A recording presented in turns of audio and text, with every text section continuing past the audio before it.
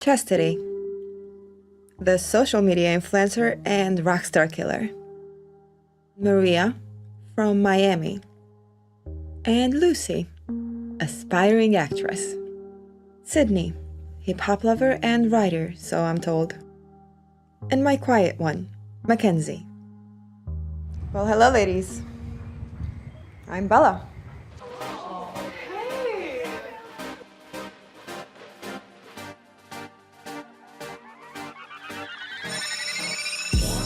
I have a question for everyone. Why do you think rich men cheat?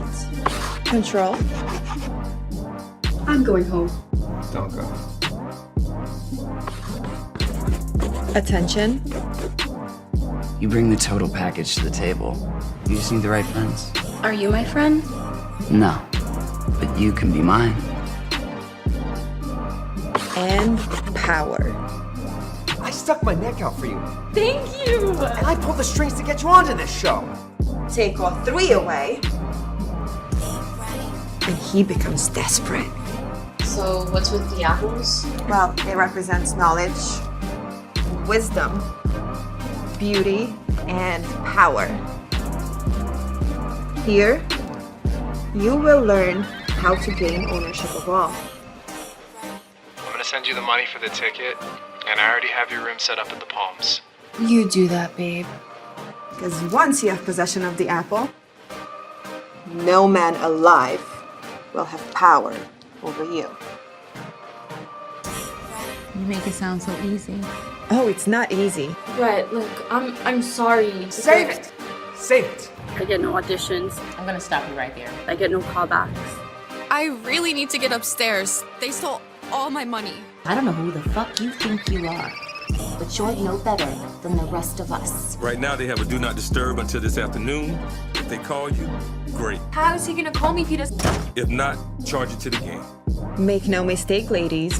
In order to succeed in this game, you must be willing to play it out till the very end. This business is all types of savage. What are you doing? But if you follow my blueprint, I guarantee you will become a millionaire within the next 3 years. Possibly way earlier. So, are you ready to take that step? Another day, another dollar. Ain't about money, don't you holla. 100 miles and racing, and that money conversation be my only motivation, yeah. Hey everyone, it's your girl Catherine Nunez, and you're watching Real Talk with the director and the counsel on the IE Network.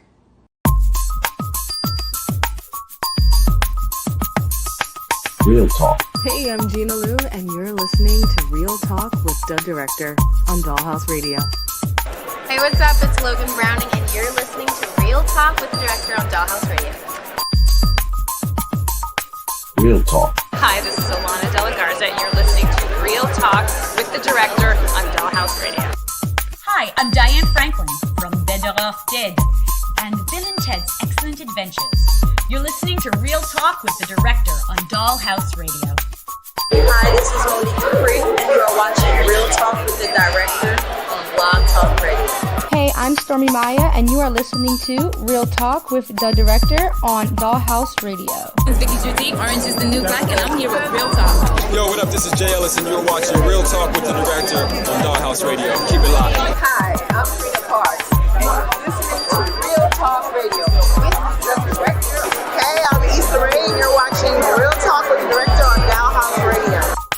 All I'm offering is the truth, nothing more. And nothing less. What's going on? Welcome to another edition of Real Talk with the Director and the Jedi Council. I am the Director, and we'll be with you for the next 120 minutes or so. Real Talk's brought to you each and every Monday by B2S Media. Can y'all see that? You see that? See that right there? B2S Media, yeah. We broadcast live via the World Wide Web on IE Network TV or YouTube, IENetworkTV.com. Facebook, aka Meta, the social network itself, and Twitter, of course. Thank you, everybody, for joining us again on this Monday evening, the 3rd of October. Libra, Libra. It's Libra season, baby. If you didn't know, ask somebody. Ask about us. I say us because, yeah. Big shout out, speaking of Libra, to one of my uh homegirls, and I don't know what to call her because she's like almost like a daughter to me at the same time. She's a good friend. She's a former student. Shout out to Diosa, aka Ariana. Her birthday was the first, so happy birthday. Um, yeah, so and mine is the 14th, y'all. So next week when we on the show, y'all can give me some happy birthday wishes. All good. Feel that. Um Libras is in the building. Yo, so I had a great morning, and I'll tell you why. My boy Jay, shout out to Jay over at From Heroes to Icons. Catch him, he doing his thing on IG. Um, I got to get his times that he does the lives or does the show. Anyhow, my boy Jay, he's one of the scoopers over there at From Heroes to Icons, sent me this link, and this little link went to a little trailer, and this little trailer went to a great big movie called Wakanda Forever. So, as you can see, the grin on my face because I'm still buzzing off of the trailer. Love it. Loved it. Loved it. It's better than the first trailer that they put out, which they were calling their teaser. They're calling this the official trailer. And I'll tell you, if you haven't seen it yet, go check it out. I wouldn't recommend you leave the show and go check it out. But if you want to know about what we're talking about, you may want to pull it up on another tab. Or if you're on your device, maybe I'll let you leave for a second. But come on back. Watch the trailer. Check it out. We're going to talk a little bit about that trailer tonight. Also, what's been buzzing, the Dahmer movie series, not movie, but series, like whatever you want to call it, mini series been buzzing. I touched on it last week, but I didn't go too in depth. A lot of people are just like getting a little up in arms about it. I'm like, why y'all acting brand new? Like this Jeffrey Dahmer's been around forever. Like I mean, this story is very, very, very old, but people are acting so brand new. And I even hear some black people talking about following behind Lil Boozy, talking about some. We should ban this.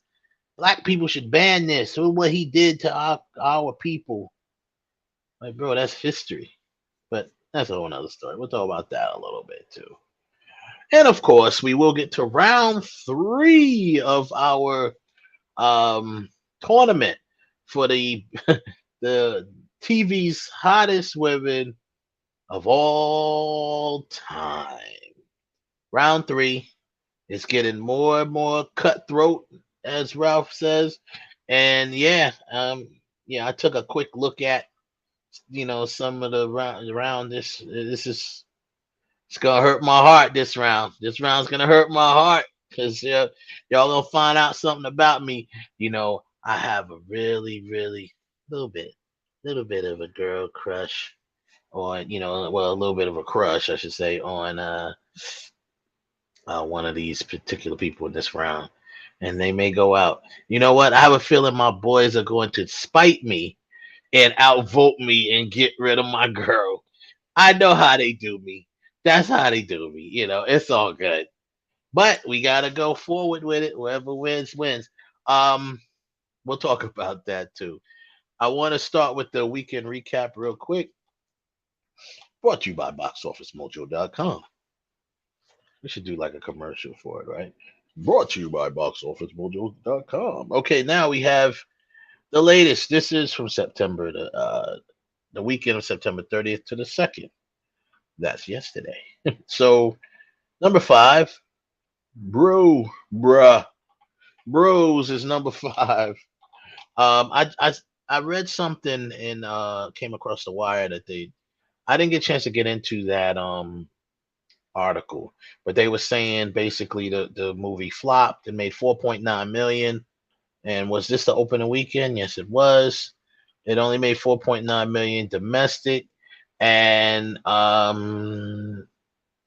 wanted to read. I didn't read the article. They was talking about the marketing helped it, the media helped it enough. I mean, it's basically a rom com or romantic comedy, but it's featuring. It's probably the first rom com that's featuring like a gay couple.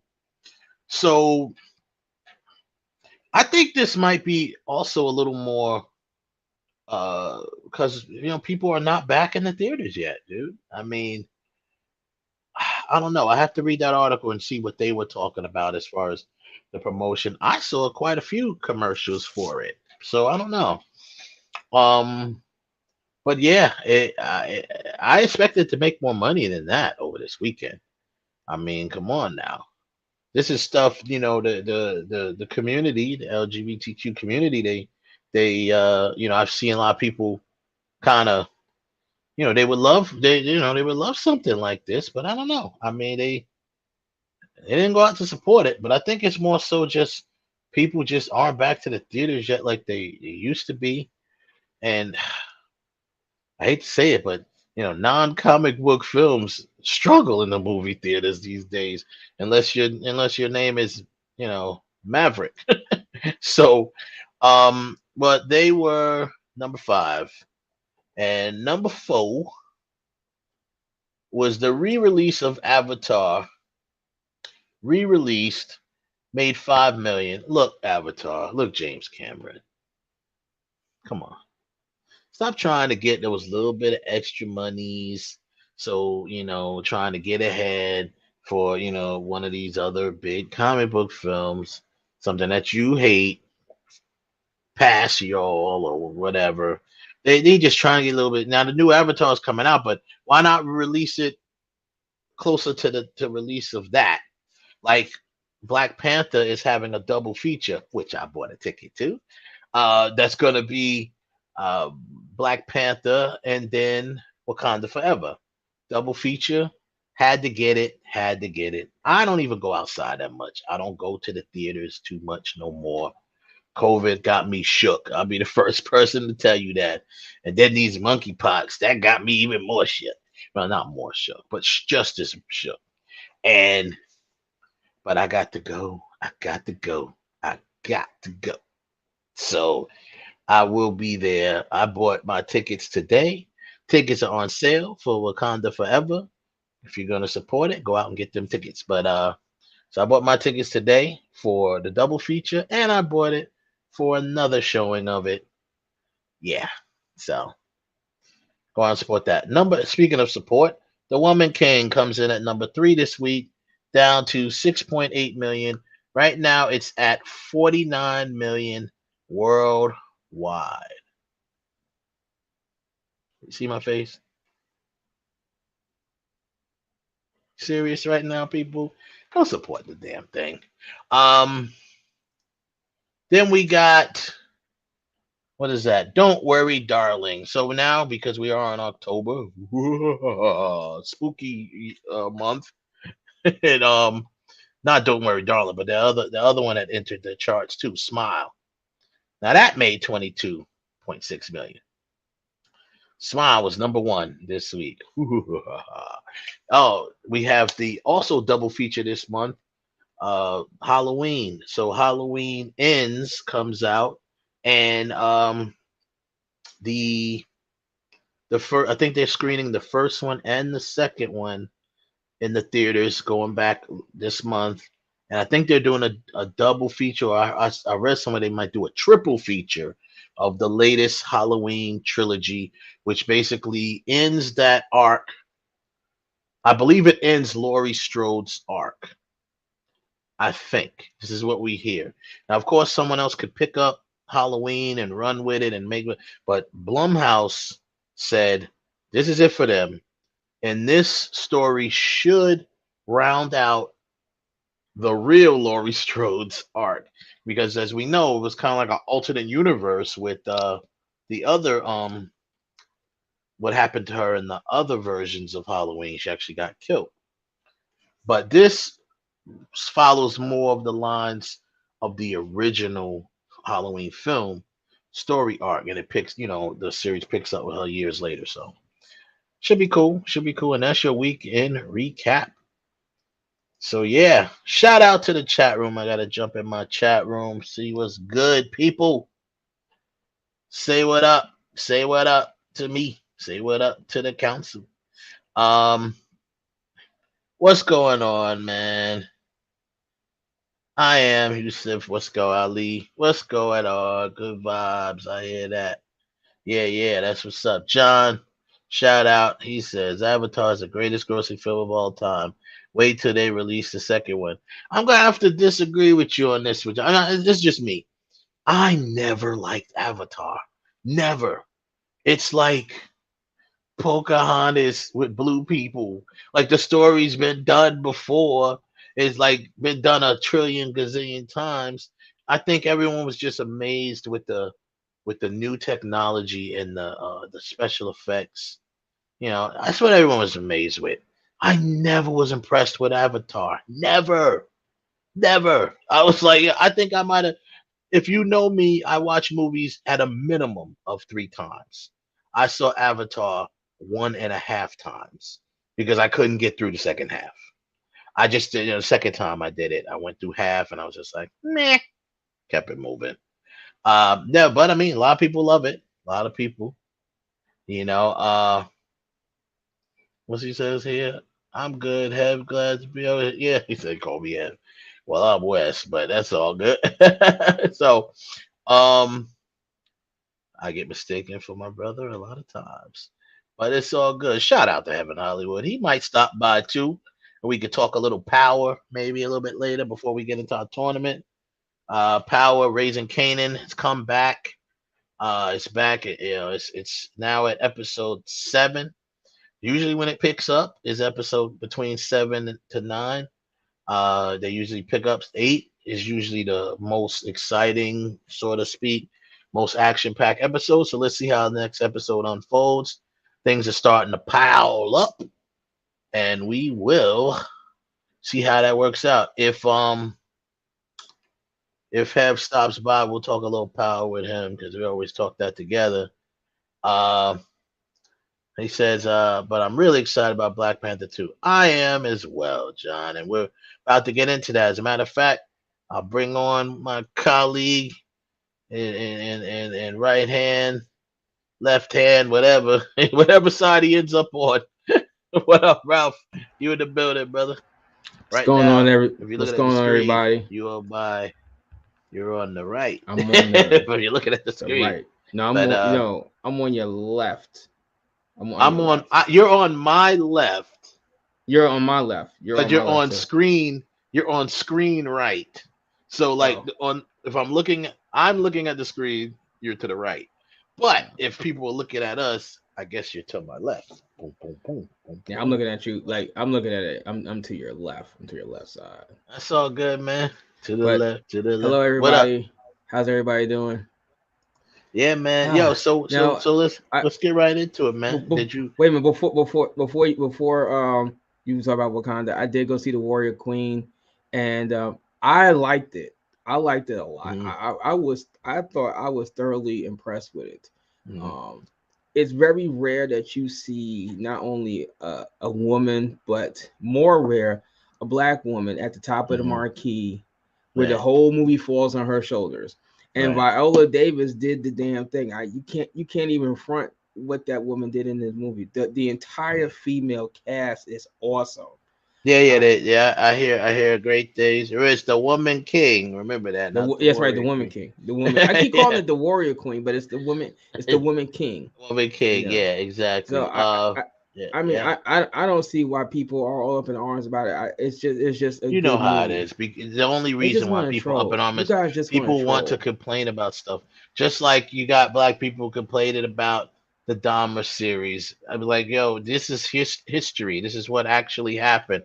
Oh, and before I go into it, shout out to Joseph, of course, always holding down the chat room. Joseph Tanner, what up, my dude? He says what he says because I watched a story of Anakin Skywalker. He was seduced by the dark side and the lies of the Emperor. Yeah, exactly. That is what basically, if you were to put Star Wars into a log line, that's kind of like what you would put. Little Anakin Skywalker loved his mommy and daddy. His mommy loved his mommy died. He grew up. He became a Jedi, and then he was seduced by the dark side and the lies of Emperor Palpatine. He then became Lord Darth Vader, a Sith Lord with great power, and he destroyed pretty much all of the Jedi. Almost wiped the galaxy clean of Jedi's. Yeah. Then he redeemed. Then later on, after his son that he never knew about was born, his twins, he then goes on. He decides to once he realized who it is, and he realized that he still has some good in him. His son reached in, pulled the light out of him, and redeemed himself. Story over. Exactly. And the Ewoks get the dance. We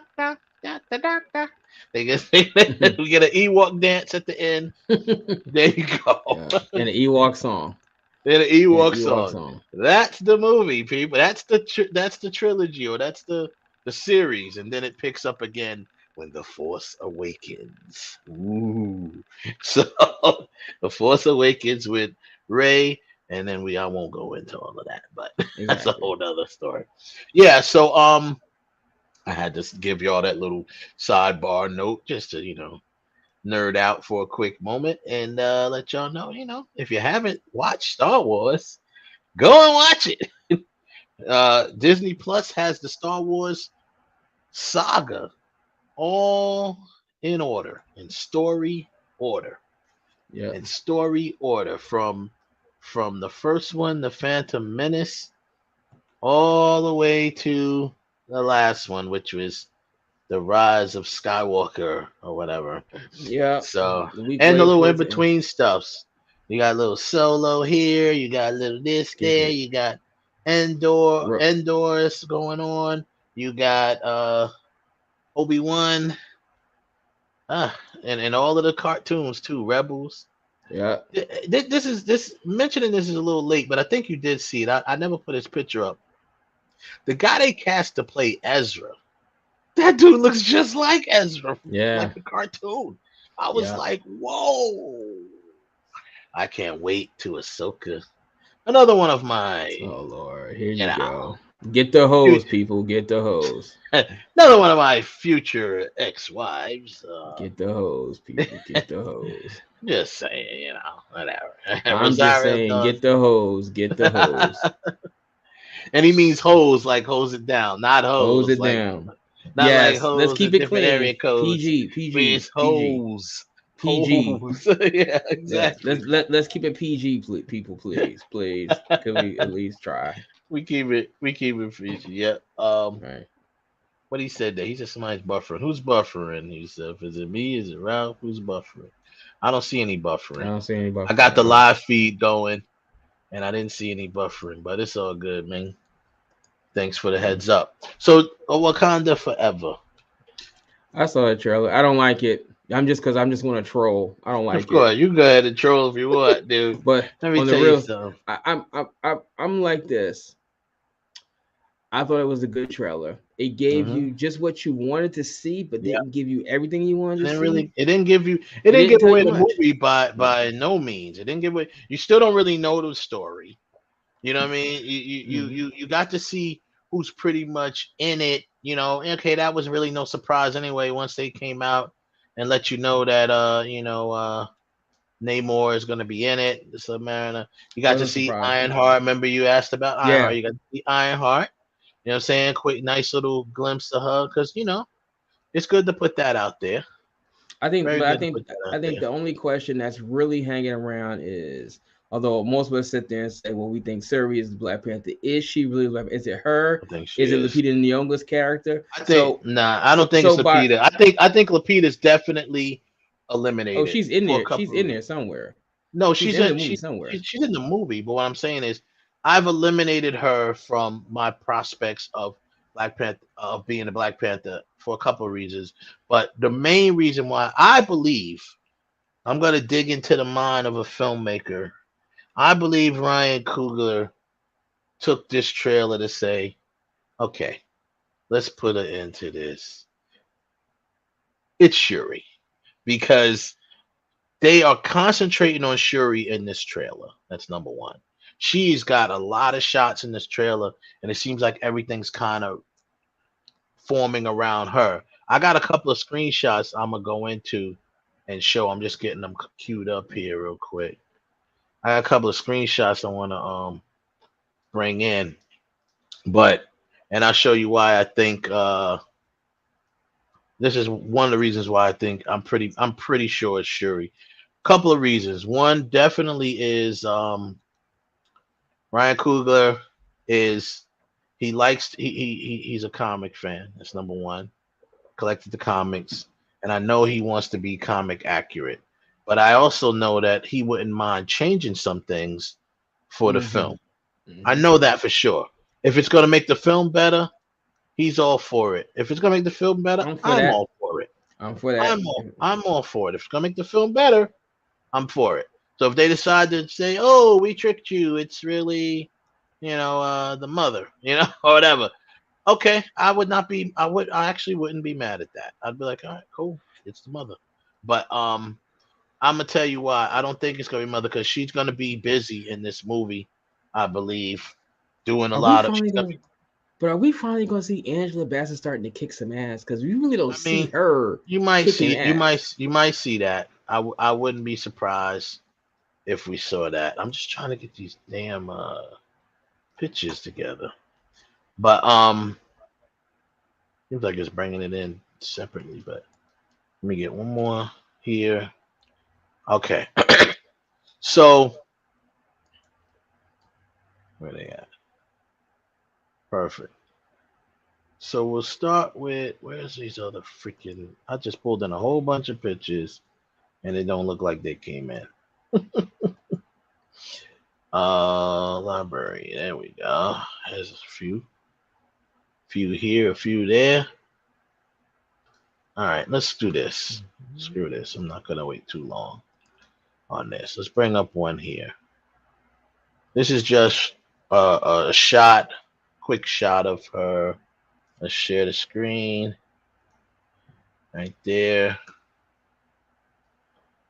This was just a shot from the trailer. I believe those beads is where the suit is being held. These beads around her arm, because you remember it's a nanotech. That's in the first movie. Yeah, that's in the first movie. It is. Yeah, it's a nanotech in the first movie. Yeah, that was one reason. Showing that shot kind of shows me. Yeah, I think he's trying to say, without blatantly saying it, like showing her face. I think he's trying to say, it's Shuri. That's one. Let's get another one here. Bring up another picture here. Really something else, a little more subtle, but at the same time pretty interesting. So we'll bring the picture in here. I hate to have to do it the long way, but my photo program was acting up. So here's another picture of her apparently at the funeral. Notice these markings on her face are pretty much the same ones that are on the mask, right? And other people wear them too, but I'm just saying these markings on her face. Now, when I bring up the mask, let me see if I can find the mask. The one I took of the mask there, and then it's kind of have like the same markings too.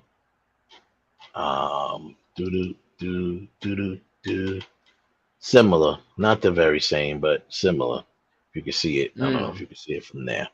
I believe if you really, since we're on this picture anyway, just look at the definition: the long neck, the skinny, like thin arms. Let's keep it real. Angela got guns. So Angela's arms is thicker than this. Angela still got them guns. Not that it couldn't be her, but I'm just saying. But you have the breastplate. This is what gives it away for me. The neck. That neck kind of really, and look at the hair, right? Nakia's hair ain't fitting in this outfit. I don't care if it's nanotech. It would form around her head differently. It wouldn't form around because she got that big hair right now that she's rocking with the long dreads and stuff like that. It would form around her hair much differently. Because yes, it is nanotech, so it forms around you into a suit. But you know, you look at Shuri's hair, the way she has it cut down, she has it shaved on the sides. And like I said, look, I just pulled up how many. There's Nakia right there. Her hair is too big, man. Her hair is too. Look at all of this. Yeah, that's too much. She's not the Black Panther for sure. I've eliminated her for sure. Now I'm down to. I was down to Shuri or Okoye, but I'm gonna tell you why I'm removing that factor as well. I'm moving Okoye as well. I don't think it's Okoye at all. She's too tall, height. Yeah. This picture here, as you can see, bring it into play. This, I believe, is where she has the inevitable discussion with the mother, and the mother tells her, "Be the Black Panther," or something like that. It just seems like an important conversation, doesn't it? It seems like something like, and look at their background. They almost seem like they're on like one of those ships, one of those jets. This is not Shuri's. This is not her lab. That's for sure. This thing seems like one of those. I don't know. They're not like Quinjets, but the same jet that they're like shuttles. They're like shuttles. It's the same thing. Because you got to remember, they may have to evacuate Wakanda because it gets flooded. So they may have to evacuate on. And I'm just speculating here, people, but they may have to evacuate Wakanda, evacuate their people, kind of like Ragnarok, what they had to do on Ragnarok, and evacuate Asgard. They're gonna have to evacuate their people. So this is probably some sort of big shuttle. But it also, if you look at the surroundings of it, the insides, the lights, right? It almost feels like, and this looks like natural light coming through, but it almost feels like when you go to the other photo of her jumping out. I don't think I took a picture. There's Riri Williams right there. You got a nice shot of her in her Ironheart suit. As you can see, is made from the Stark Tech. There's another picture I took of her with her building the stuff, and you see a whole mess of stuff around her. But it was really cool. I love this shot in the film when she drops out of the thing.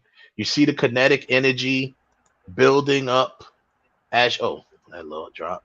See the kinetic energy building up as she drops to the ground. That was dope. She's ready for battle the moment she drops to the ground, because in the scene it goes all the way up her thigh or whatever. It just absorbed that energy from her dropping all the way from that ship. Now I have another shot. I'm gonna try to find it. You see this red thing back here? Yeah. This is like a cape. It's someone else standing there, and it looks like it's Okoye, and that's what kind of brought me away from the fact that Okoye could have been the Black Panther. But like this is the picture that I originally took. If I can let's see if I can zoom in a little bit, or right. So here's a picture here. There's someone back here too. I don't know who that is. Yeah. That looks like a person. You see the outline of the person? That's his arms. Yeah. This is like a dude. That's his arms. That's his face. I don't know if it's M'Baku. He looks a little light to be M'Baku. Could be Killmonger. Never know. And over here, a lot of people didn't see. This is Okoye's head, right here. This is her head. This is her red thing. And in the shot, and this is like she has on a cape. That red thing that I showed you in the other shot, when she's crouched down, you see a cape blowing in the wind or something like that. So Okoye's, maybe she upgraded her outfit a little bit, and for some reason she has a cape on there, like it's like some sort of cloak or a cape type of deal. What else? I have a couple more pictures I'll go through, and then we'll keep discussing. It's right there, Wakanda Forever. Like I said, that's the Black Panther shot there. You still see that person over her shoulder over there, wondering who that is. We already saw Nakia. This is the I can forget the guy's name, but he's like the almost like the bad guy of what's it called? Talakan? Is that what they're calling it? It's basically Atlantis. But he's kind of like a rival to Namor. I think he's one of the guys that, you always got that one guy that has to follow the throne, but at the same time he he wants to take over the throne. You know what I mean? Like it's like he's that type of character. You even had it in Aquaman. If this was Aquaman, you had Aquaman's brother, who his half brother, that was his rival, right, to the throne. I was like, his half brother was his rival. Let's see. Oh, there's the shot of Riri with putting all her stuff together.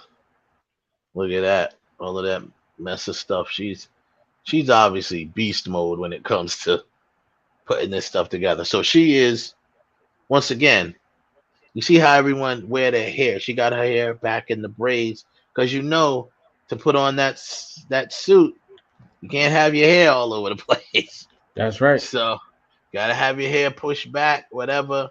That's where she built. She basically, and it's funny because look at this.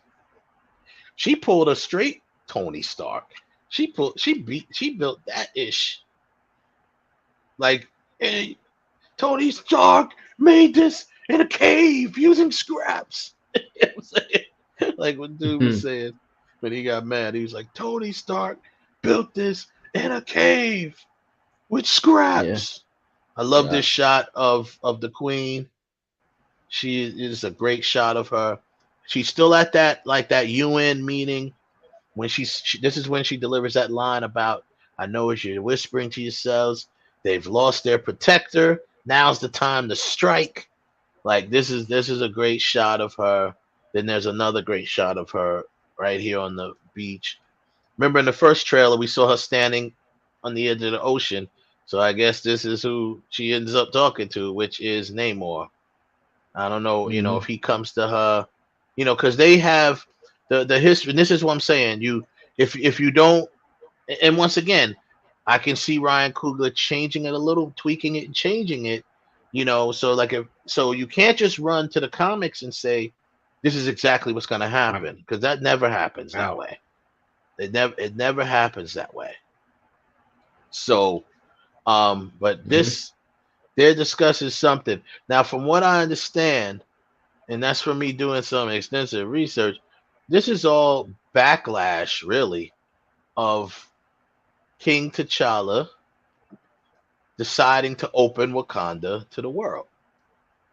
You know what I'm saying? Because I believe the governments, whether it's the U.S. government or different governments of the world, are going to try to, whatever, maybe as if it's America, I wouldn't be surprised, because as America does, they'll come in and plunder, try to plunder and get the resources that they have in Wakanda, which is obviously vibranium. And the bottom line is this, I'm gonna keep it 100 with you. That line at the end where she says, "Show them who we are." Bruh, I'm going to give you the street translation. Basically, these cats think something sweet over here. We need to show them. They think because T'Challa is gone, the protector, the Black Panther, they think something sweet. So we need to show them what it really is. And this is where she drops down. And she's got people behind her. They probably about to get into some really big battle, because if she's got other people behind her and she drops down to help, yeah, they ready to rock. They ready to rock out. I'm just gonna if they decide to pull the rug out from under me, I know it won't be anyone other than the mother, Angela Bassett's character, then I'm okay with that. But I think this trailer, thinking from a filmmaker's perspective, I think Ryan Coogler decided to say, you know what? Mm-hmm. It's time to stop guessing and start embracing who is the Black Panther, and it's Shuri. And then the one other thing I'm gonna show is, I think I put it in the room too, is I think I put it in here. To me, this tells the tale. I think this answers the questions. Look at this. If you look at this poster, here's Shuri, front and center. Everyone else on the side, and what's looming over her head? The Black Panther mask. I'm sorry. What else do you want? It's a dope poster, by the way. To get Look at how that works there. on the big screen. I want it on the big screen so I can see it. That's what I want. I want it on the Yeah. screen so I can see it. What, the poster you said, or just the movie? No, the movie. The movie. Oh yeah. Oh, it's coming. It's coming sooner than later. November 11th. I already bought my ticket. Let me see if I can blow this up a little bit. This poster is fire. I love that. The reflection from the water, all of the Atlantean or Takalians, whatever they call them. I keep saying Atlanteans because we know it's supposed to be Atlantis, but look at this poster, man. It is really good. That's a lot different than what Marvel. Because Marvel just put on the. They had like a lot of movies. They just put on these basic sheets where you got the main person and a whole lot of people on the side. This is it's at least something a little bit different than their norm. Yeah, which I appreciate that one. I would want that. It's really the reflection, and that's the water. They're the under the underwater people. These are the surface dwellers. Yo, this is a fat dope. I'm using all the old school words. Poster. You know.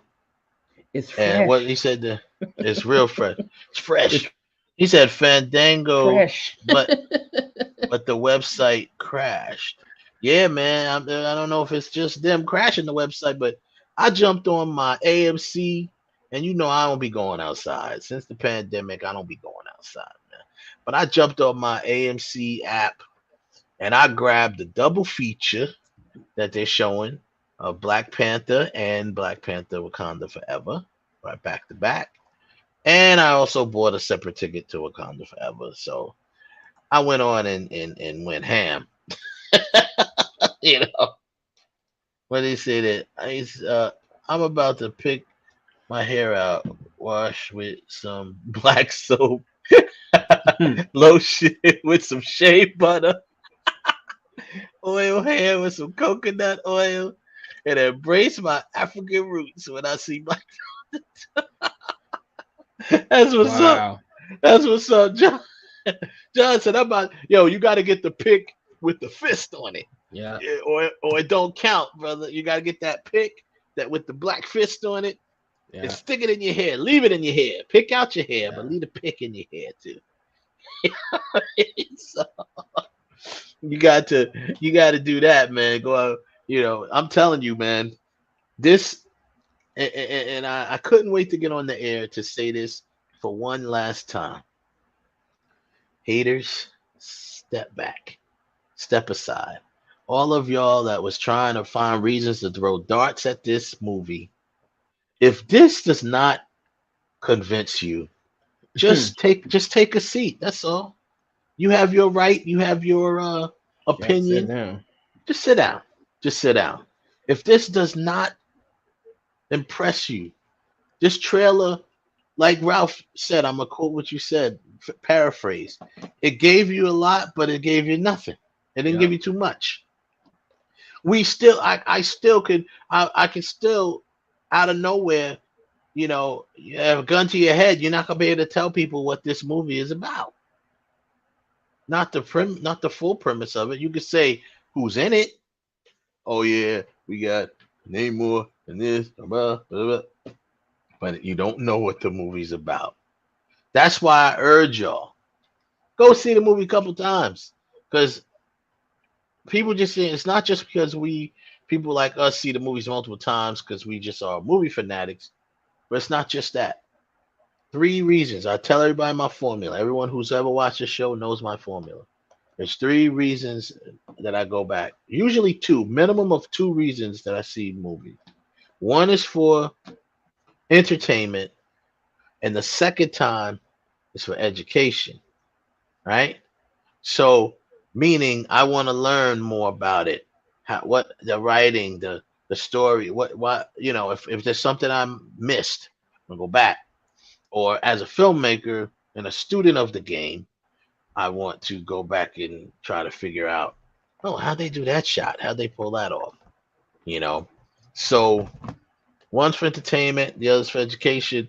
But you really can get, make sure you pay attention because there's going to be a lot of, they're basically developing an entire nation of people.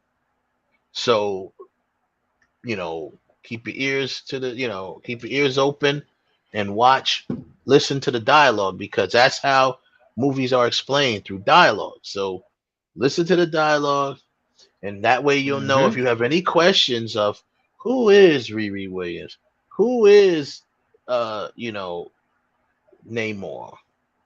and how I have to listen because I need to know how they changed Namor, the things that they did to change him, to make it work for the film, to make it work for the perfect example of a change that wasn't a subtle change. It's a pretty big change to Namor, but it doesn't bother people like myself, comic book heads, because it's for the greater good, right? So okay, boom, let's go with it. But I can't wait, dude. I cannot wait. I had to break that down a little bit.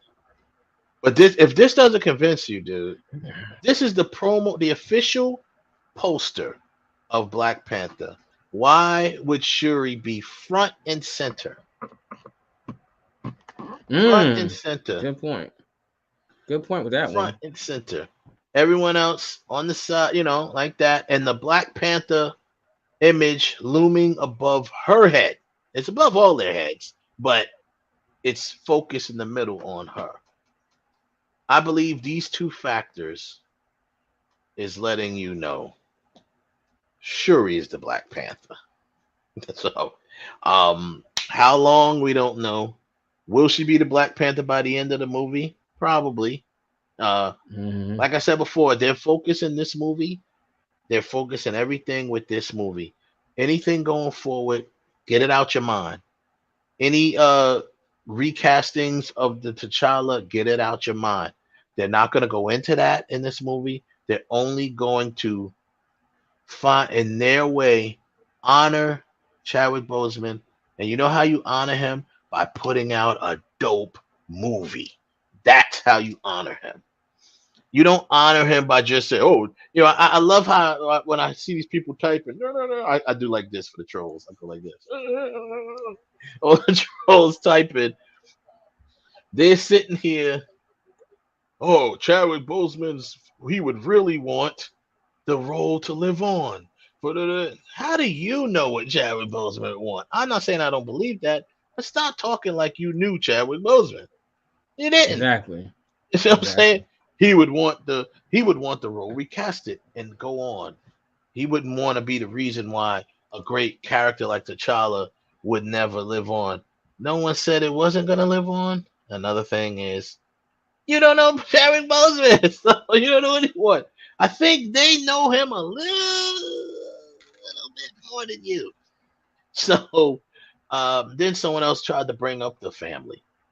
Like I didn't. You're part of Chadwick Boseman's family, really? Okay. Yeah. Oh yeah. Even the family said it should go on. Really? Where'd you hear that? Was that like at a barbecue or something? Where'd you hear that? I couldn't find that nowhere. So you know for a fact that Chadwick Boseman's family said they would prefer you move on and recast, even if they did say that. Do you really think? I asked him this last show, right? Do you really think Chadwick Boseman's family would have a problem with dedicating and in honor of their fallen loved one? Come on, y'all making up excuses to complain. It's time to stop the complaining and start embracing. You either are going to embrace it or you're going to reject it. Whichever one you want to do, now's the time to do it. No more guessing games, whatever. And like I said, I'm going to go ahead and say I read it as this is his way of saying it's Shuri. And like I said, if we get surprised and someone, I still kind of in the back of my mind think that someone else will wear the suit before the end of the movie. I kind of feel like the suit might be worn. Maybe it would be worn by. That would be great if it was worn by, Angela Bassett. You know, that would be even if it's temporary. Like something like that. Maybe Shuri gets injured and someone else has to put the suit on. You know, or vice versa. Maybe someone else puts the suit on first, then they get injured, and Shuri finally says, "F it, I'm gonna go ahead and do it." So it's beautiful. That's all I gotta say. It's a beautiful thing. Can't wait. Can't wait. Um, yeah, I can't wait. I can't wait for this, man. I'm very psyched up. I think the trailer was dope, as usual. Um, Ryan Coogler understands the assignment. He understands the assignment, and he is definitely gonna deliver here. I mean, I know it's people say can't post comments to some destinations. Oh, okay, that's fine. But yeah, let's see what some of the people are saying here. What you said about the black pig, perfect. Yeah, in the chat room, you guys let us know, man, if you want to go see. I did a reaction trailer today, and it's a funny thing. YouTube gave me problems putting it up. I did a reaction trailer to it. I'm gonna try to get it up there. Um, YouTube is just they give me so much. They give you so much trouble when you're posting, uh, you know, content that's copyrighted.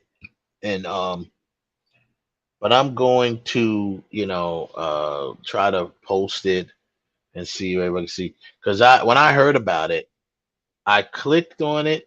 I saw like the first 20 seconds of it. I said, "Oh, I got to do a reaction video. I want to catch my natural reaction on the video." So I grabbed, I set everything up. I jumped on and I recorded it. And I was like, "Oh my God." I had to watch it twice on the recording. I was like, "We're gonna run that back and watch it again." And then, I gave a couple of quick reactions, couple of quick thoughts. But this movie, like I said, it's ready to go, and I think it's gonna do well because what happens is everyone's excited to see, even for that little bit of mystery of who you can narrow down who the Black Panther is, but people want to still go and see it. I think a lot of people are very excited to see Shuri take over. There's a lot of haters, a lot of people that don't want to see it. I don't know why. Some of them claim because they want to see T'Challa, but you got to live with this. There is no T'Challa right now. He said, "Did you ever see Sony's Morbius?" I did. I did see Morbius. Morbius was, I think, also it was a victim of uh bad editing. Not bad editing, but having to cut the movie down. I think if we got a little more insight on Morbius, it might have been a little bit better. But they were kind of all over the place with it. But it wasn't as terrible as I thought it would be, that people were saying. Actually, to be honest with you, I hate to say this. This is one of our other trending topics, but Marvel might, Marvel meaning the MCU, might be able to learn a little something from Morbius, because Morbius was a PG-13 rating, if I'm not correct. I don't know if it was. I mean, if I am correct, I don't think it was R. But Morbius has some pretty good, whatever you want to call them, shock scenes, fright scenes, what have you, with it. So, because right now, part of the trending topics is Blade is right now it's anticipated to be pushed back.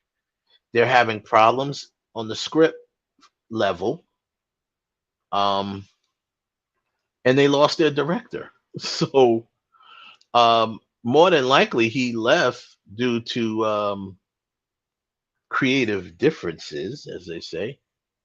I believe it has something to do with the R rating that it probably should get.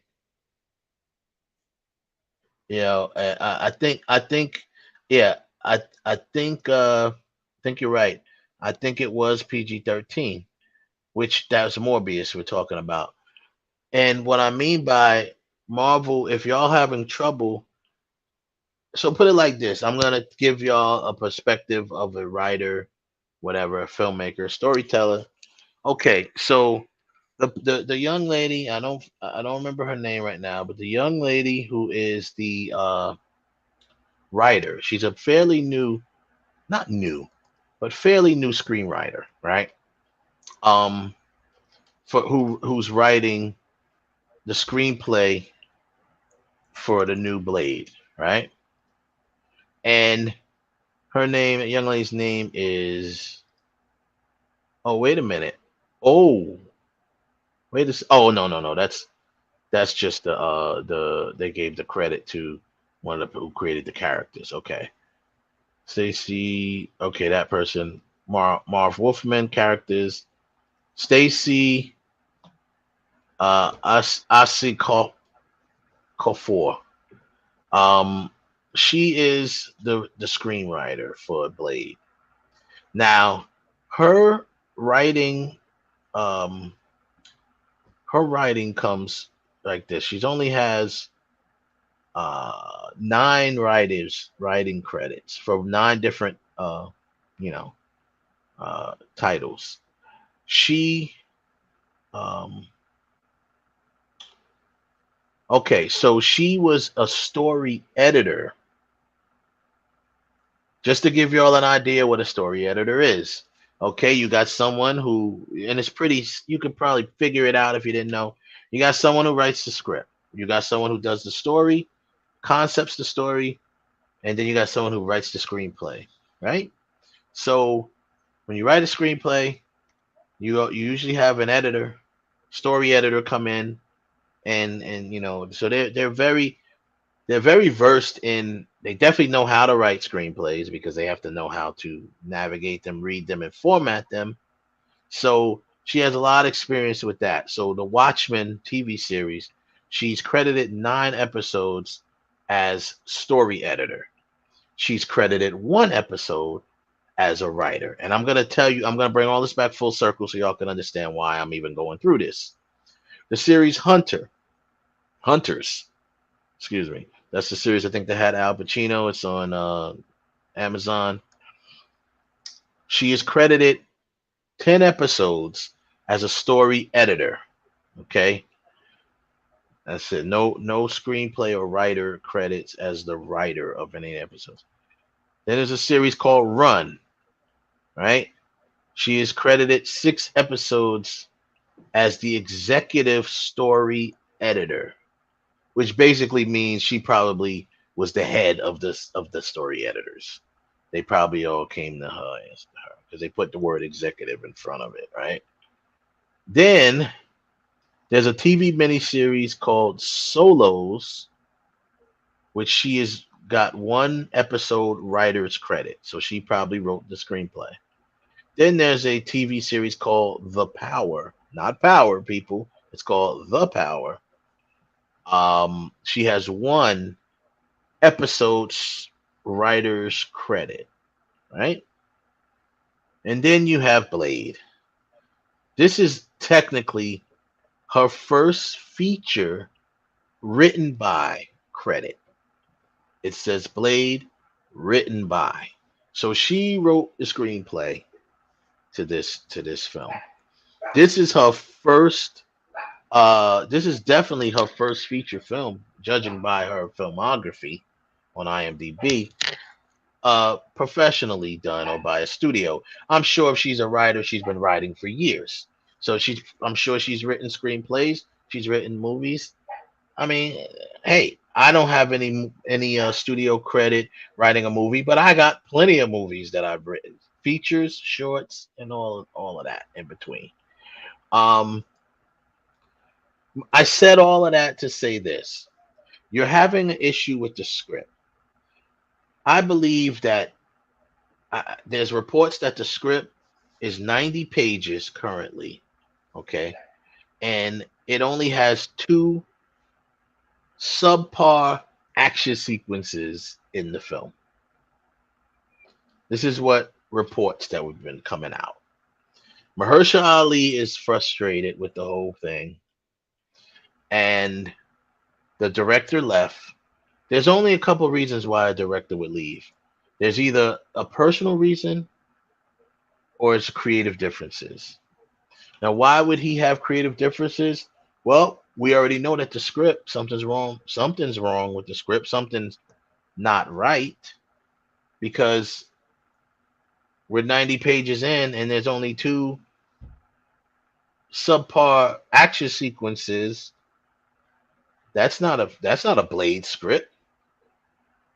So maybe, just maybe, I also heard reports that they're struggling with the PG-13 rating because I think the director was pushing for R, as the other Blade series are R rated. And I believe the director was pushing for R and probably didn't get it and didn't get his way. And they said, no, we're going to push PG-13. And that might be one of the reasons why he left.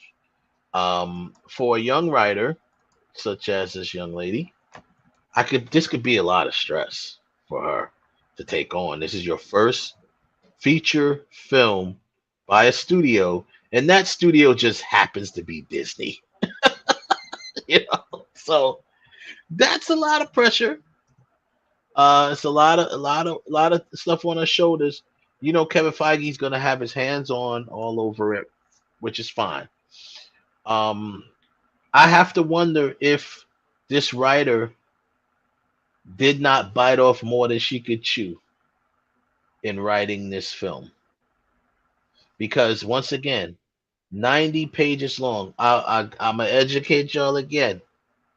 90 pages, when you write a screenplay, basically to kind of estimate how long the movie is, you estimate or guesstimate a page per minute.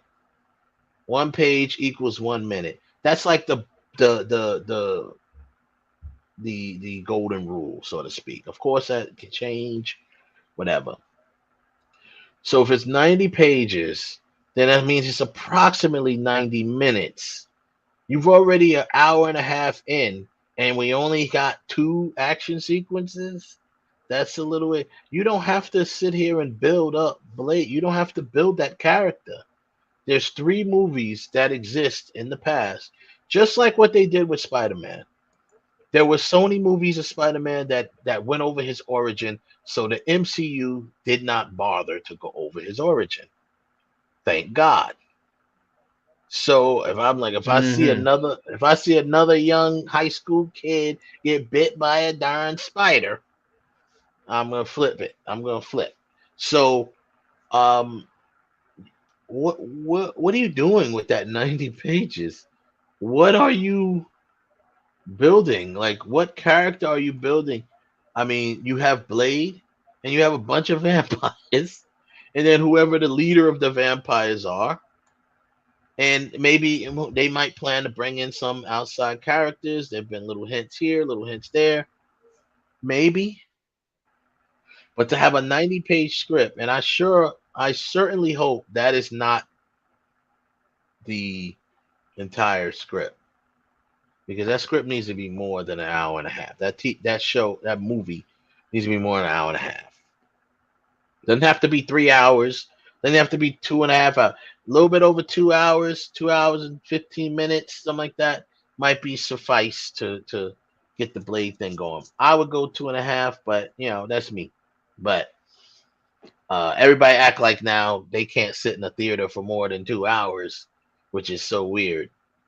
Everyone wants to. Oh my God! I better I make sure I go to the bathroom. And make it like what? Are they gonna have an intermission? Like what for a 2.5 hour movie? An intermission? Are you mad?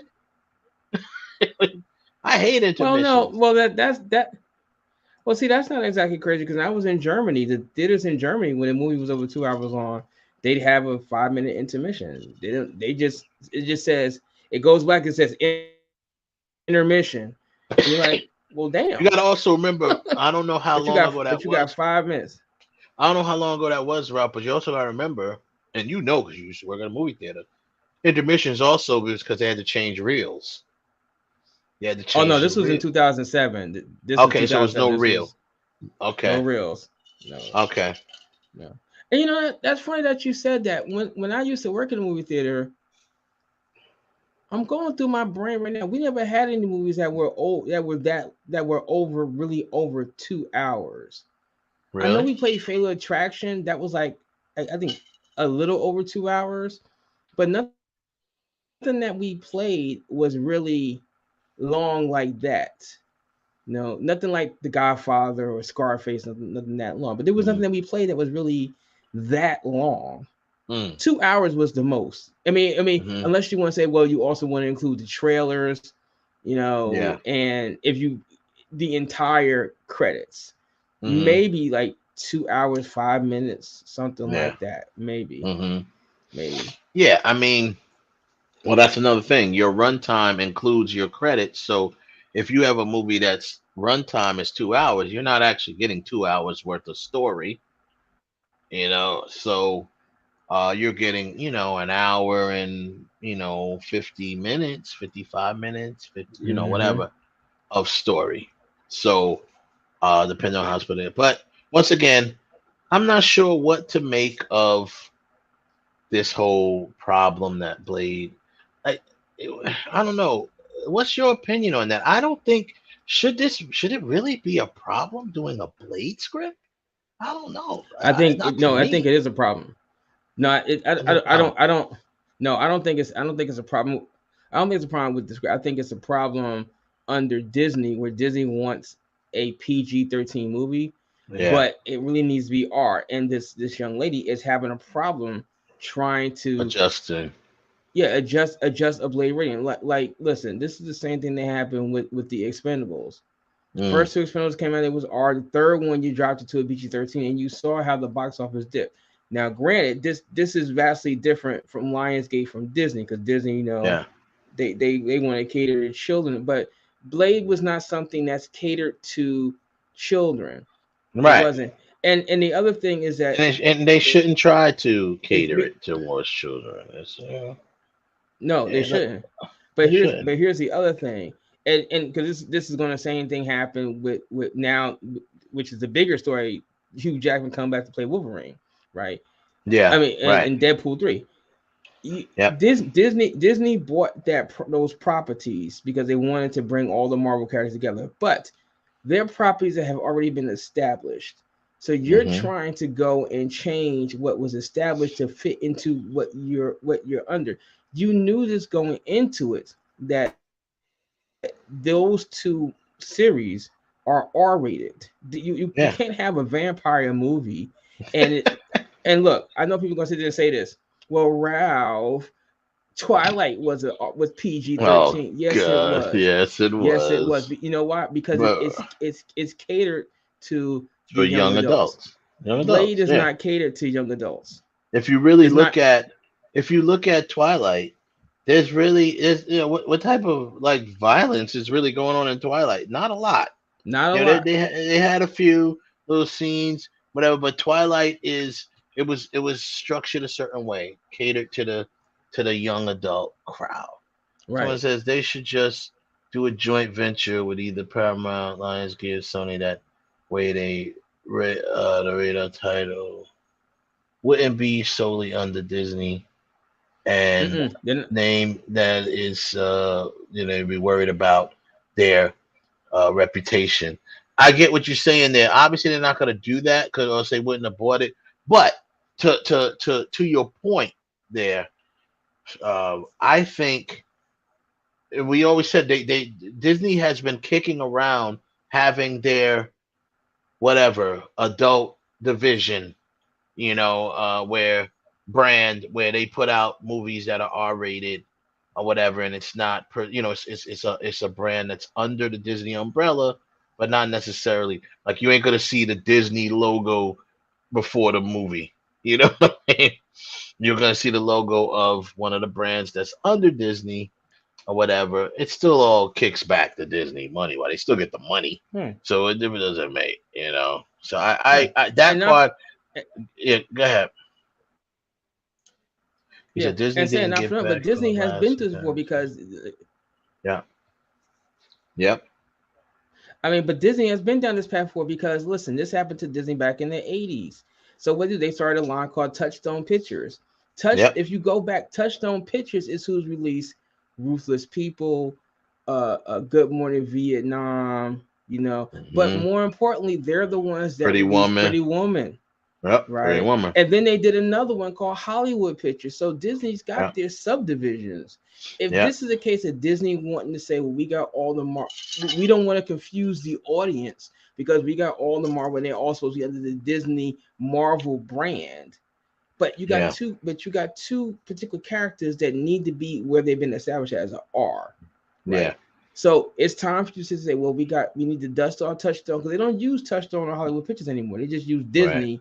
It either use Disney, Marvel, or Lucasfilm. That's all the or Pixar. That's all they've been using. Pixar. All Yeah. the other things they haven't been using. But now it's time to dust off Touchstone Right. and release Deadpool and this under the Touchstone label where there's R, which is what it need to be. Because somewhere down the line, Disney going to have the same problem. They want to do anything with aliens. They really want to put Predator back in the screens, and any other R-rated feature that's already been established under 20th Century Fox. You're going to have the exact same problem. So let's just deal with it now and be done with it. The audience is smart. They're still going to say it's still a Disney movie, and you can even say Hollywood Touchstone in conjunction with Disney Pictures. There you go. Case closed. Okay, all right. But Disney, stop trying to mess up the stop trying to mess up what has already been established. Because I'm gonna tell you this: if you make Blade R, if you make Blade from R to PG-13, it's gonna be the last Blade movie. Yeah. If you do that with Deadpool, it's going to be the last Deadpool movie because nobody is gonna nobody wants to see a tone down. And even with Deadpool, we kind of saw that when they re-released Deadpool with that like that Christmas thing when they took the Deadpool and cut it up where it was now much more kid friendly and nobody wanted to go buy it because nobody wants to see a toned down Deadpool. I'm gonna say this, and sorry about my dogs barking in the background, but anyway, I'm gonna say this. I'm tired of people. I mean, yes, Disney is going to always cater to the youth. Marvel doesn't necessarily have to, but because they're under Disney, they are going to. Yes, the youth as well. But let's keep it 100 here. Adults go out and see these movies, and it's a breath of fresh air. We were waiting for years to see an R-rated situation where they can use Wolverine. When Logan came out, everyone loved that because Wolverine was able to be Wolverine. And it's funny, for years they've been able to get around and tone down Wolverine in the in the cartoons. So I guess they figured they could do it in the movies too.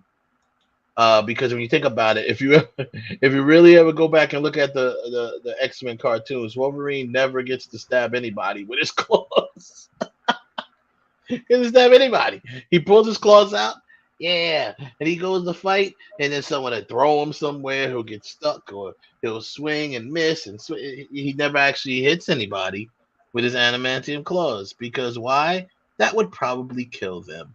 and they're not going to show someone get killed on a cartoon that's made for kids. I get it, but let's keep it real. Where the bulk of your money is coming from are the adults.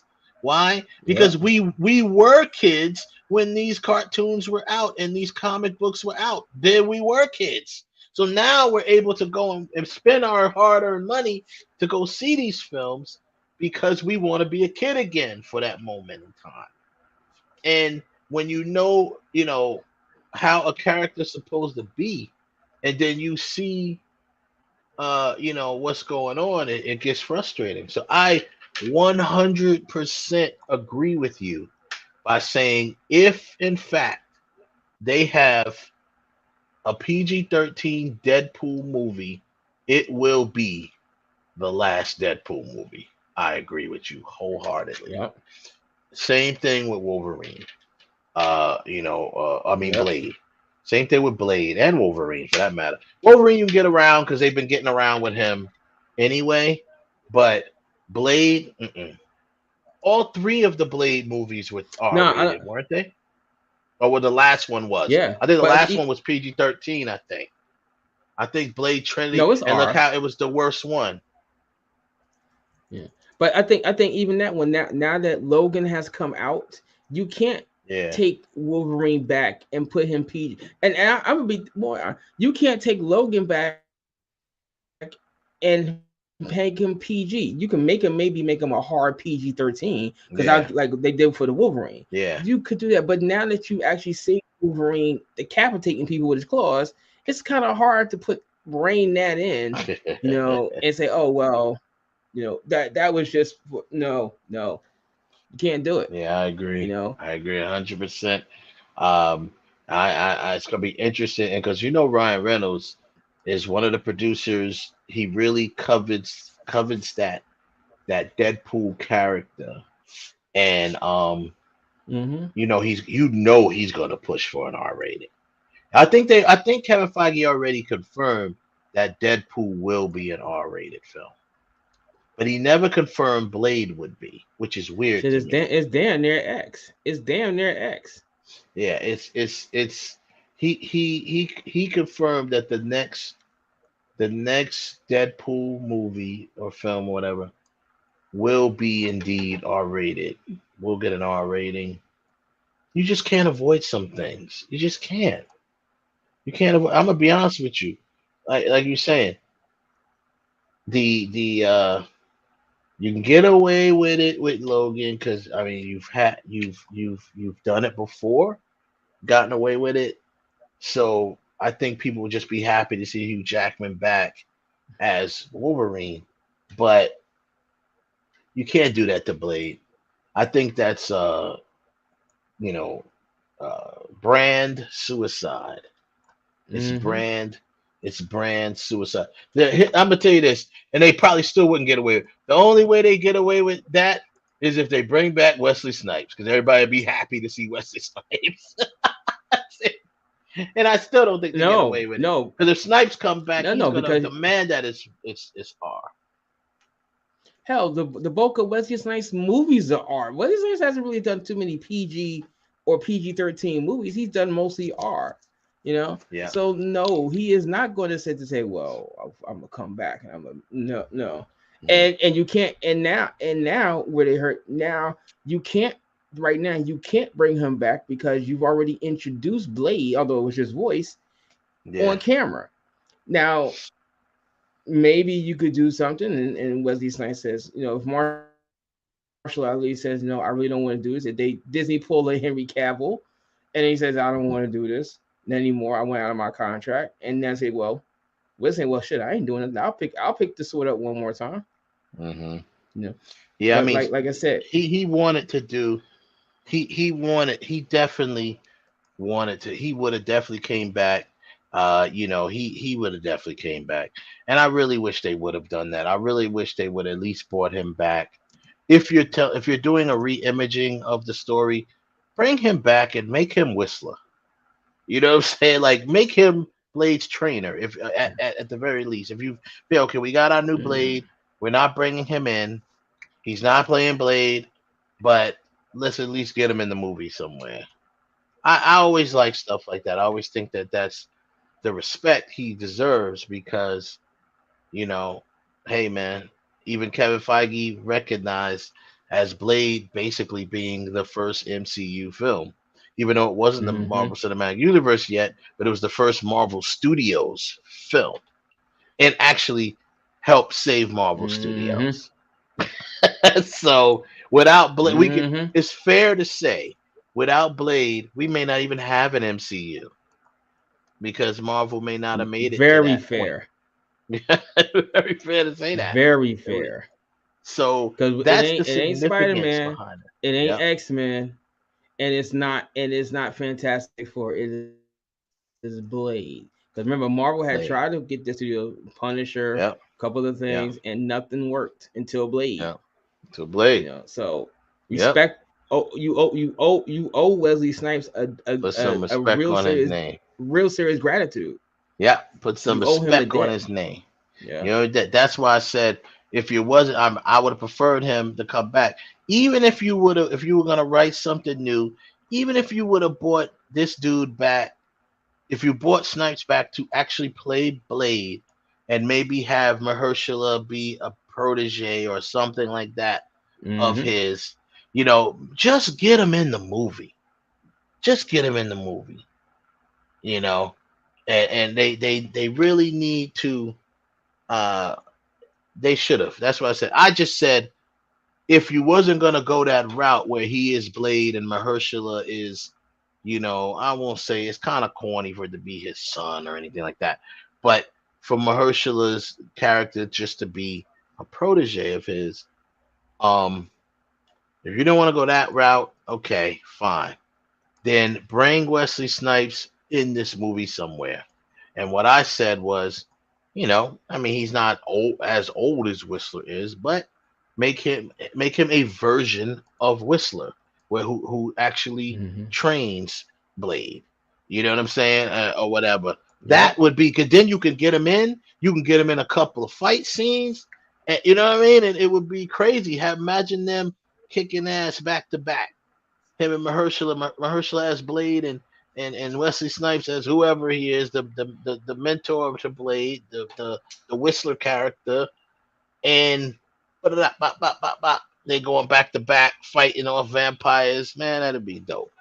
But what are you gonna do? Mm-hmm. What are you gonna do? You got to, you know, or if you were going to, or actually, he could have been a version of Hannibal King because that is a character. Now, I didn't like Blade Trinity, but that character is a character from the Blade, you know, the Blade saga or whatever you want to call it, the Blade stories. So he could have been a version of Hannibal King, right? He could have been, you know, like I said, yeah, he could have been that, you know, another vampire slayer or whatever. But you have to get him in here somewhere. You got to get him in here somewhere. You know, someone's, what Yeah, did he say agreed. here? He says, Yusuf says, so need to treat it with care. Yeah, that's true. He says, or they can use him for the incursion. Interesting. The incursion that is happening. Yeah, so what he means by that is when you're dealing in this multiverse stuff, it's now if you're dealing in the multiverse saga, which is coming up, right? You could bring him back as Blade. He could be Blade in another universe. You know, the incursion is when I'll try to explain it as Mr. Fantastic did, but the incursion is what happens when two universes or two worlds collide due to the fact that there's a rip in the you know whatever rip in time or whatever it is, not really time but a rip between the universes, and the incursion happens. So yeah, they could. That's a great point that you brought up. That's a great point. He could be used in that alternate universes, versions of each other. Yes, exactly. So they could do it. They could have done it because I'm sure they knew that they were going to do the multiverse saga. And I mean, I just feel like I don't know. I don't want to say I feel robbed, but I feel a little robbed that Wesley Snipes didn't get a chance to come back. You know, and I love Mahershala Ali, but to me, he's a drama actor, not per se an action actor. To Exactly. me, he's a drama actor. He was in, like his character in Malia, what was it called? Battle Angel or whatever it was called. Yeah, I He was kind of like, looked like Blade with the shades, but he was a sucker. His character couldn't really fight. You know, um, hmm. He does look like he fits the role when you put the shades on him, but it's more than looks, baby. You got to get it in.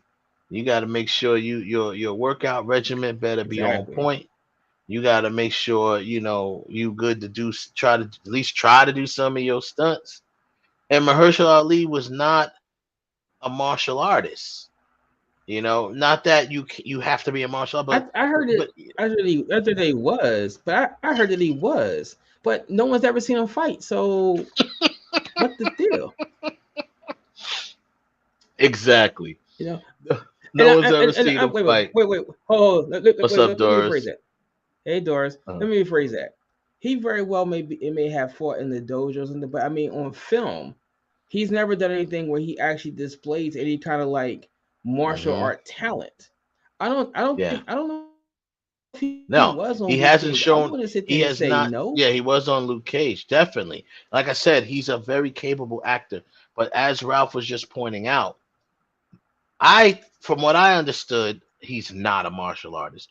If you heard he was, then we've never seen him display any. Even like I used to always say that Michael Jai White gets robbed of the opportunity to display his martial art abilities because he always gets other type of characters. But he has a couple of characters in movies where he is, you know, getting it in. He whipping people's Yeah, ass. Let's right, not right. sugarcoat it. He's whipping people's ass. Yeah, exactly. Blood and bone. Blood and bone, He's stomping stuff like people. that. Yeah, he's stomping people out. So, but I've never seen, and I agree with you, Ralph, it's a great point. I've never seen Mahershala Ali in an opportunity to show his his fighting ability. I don't think he is. I don't think he's a martial artist. He may be training right now. Yusuf said he's not. He is not. Um, I think I mean, think about it. Keanu Reeves wasn't a martial artist before he joined the Matrix. Then he started really studying it. He probably dabbled in it up until then. Then he started really studying it for the role, and now he's into it. You know, so Oh yeah. you know. Yes, he is. He still trains, and same Oh thing yeah, he still trains, of course, with especially with doing these Tom John Hardy. John Wick joints. Oh, Tom Hardy. Yeah. I just saw something about Tom Hardy like last week that he actually entered some Brazilian jiu-jitsu competition and won. He just walked in there and got into it, and he walked out as a champion. So it's very Oh true. wow. But like when you see Tom Hardy, even though you say, Mm-hmm. "Well, I know he know," you have seen him fight in the movie. He is Yeah. definitely not a pushover.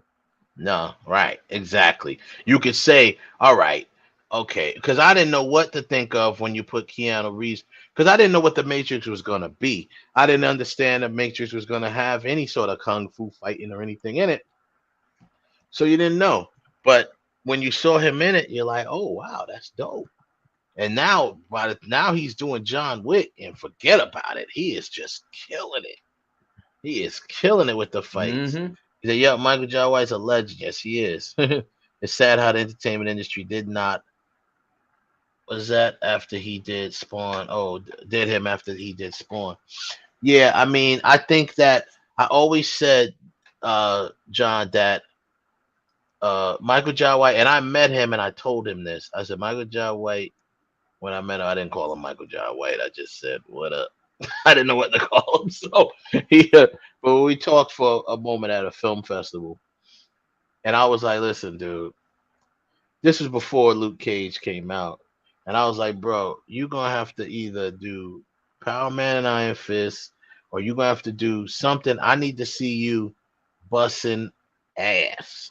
I was like, in a comic book film. I know they brought him on the WB to play the whatever that's called, the something tiger, the bronze tiger or whatever, who was basically like a knockoff Wolverine. But they had him bring like the bronze tiger. He really is. He's a knockoff Wolverine. He's a Wolverine without the claws and the healing factor. Well, he has claws, but they don't come out of his arms. They're like weapons, but they're claws. And Yeah. he ain't no mutant or nothing like that. So um I was like, why they giving you these type of characters, bro? Like, you need to be kicking some ass. And that back then, that was a while. That was like 2009. So I was like, look, man, I need to get Ray Park and you, and y'all need to give me Heroes for Hire, Power Man, Iron Fist.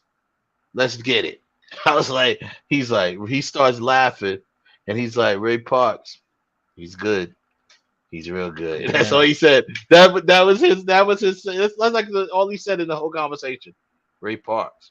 Well, he when he comes to Demetrius's he was at Demetrius's expo one year, and he said my biggest problem is because of my size and my height. It's hard finding people that match up with me as far as height. So on screen, it looks like I'm always the bully. I'm always intimidating. Like you kind of sort of need someone that's, even if they're not your physical build, but they're kind of similar to you in your height, so that it doesn't look like it's automatically going to be a mismatch. Right, and it's not even really too many martial artists out there that fits his build. You know, even if it's some martial art, it's because this is what I was doing. There's a couple. There are a couple of guys. What do you want to say? Like Jason Bobby or somebody? got to build. No, Bobby Samuels. He's kind of in that physical size, that kind of not physical height, size, and not that far away from height. But Bobby Samuels, even though the martial art community knows him, Hollywood has kind of put him on the back, you know. So now, if he ever got the shot, now let's say, for example, that they picked him to play Blade. I mean, he would be really good as Blade. He'd have been great as Blade. He'd have been great as Blade. I mentioned that to him too. I said either that or maybe you could be, maybe Blade. I mentioned No, not Michael Jai White. Bobby Samuels. If Bobby Samuels. Because Michael Jai White is in my view, he's firmly established in Hollywood. If they gave Bobby Samuels that kind of chance, like they took a role in him and said, we want him to be Blade, that pushes him up, and then people can, because he's been doing movies for years, but that gives Hollywood and regular people the chance to see what this guy can really do. I feel that they wouldn't have did it only because, I don't know, for some reason I knew when I heard that Wesley Snipes was not going to be able to come back as Blade, I kind of knew they were going to cast a known person to play Blade.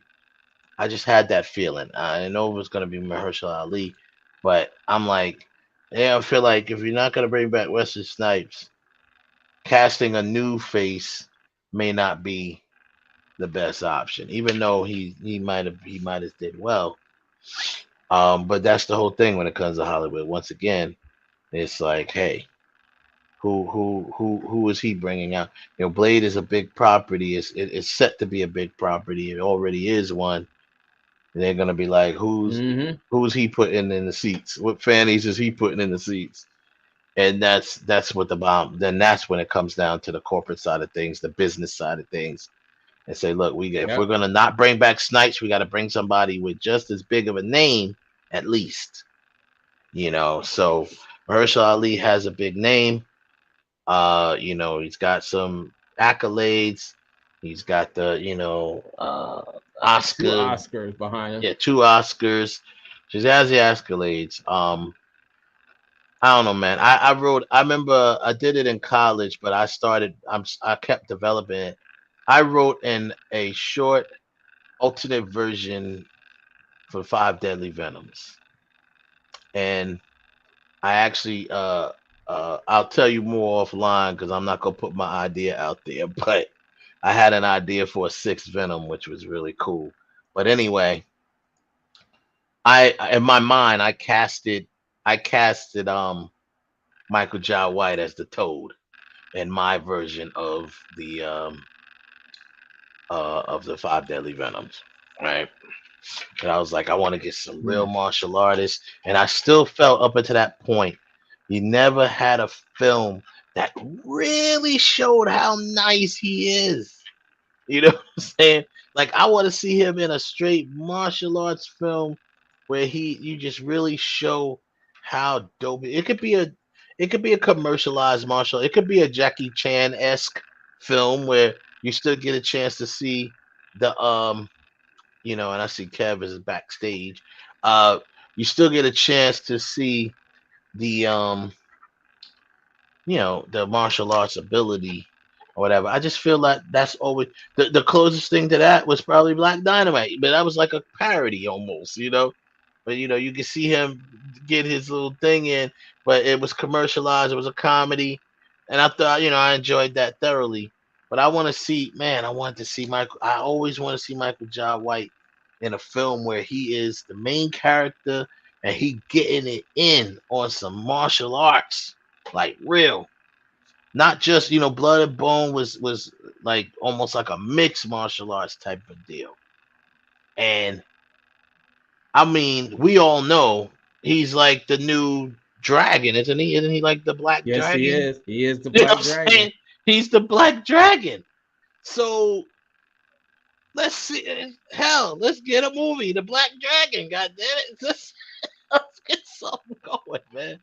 I don't care if you just release the film in Asia. Let's get a traditional. Let's get the Black Dragon.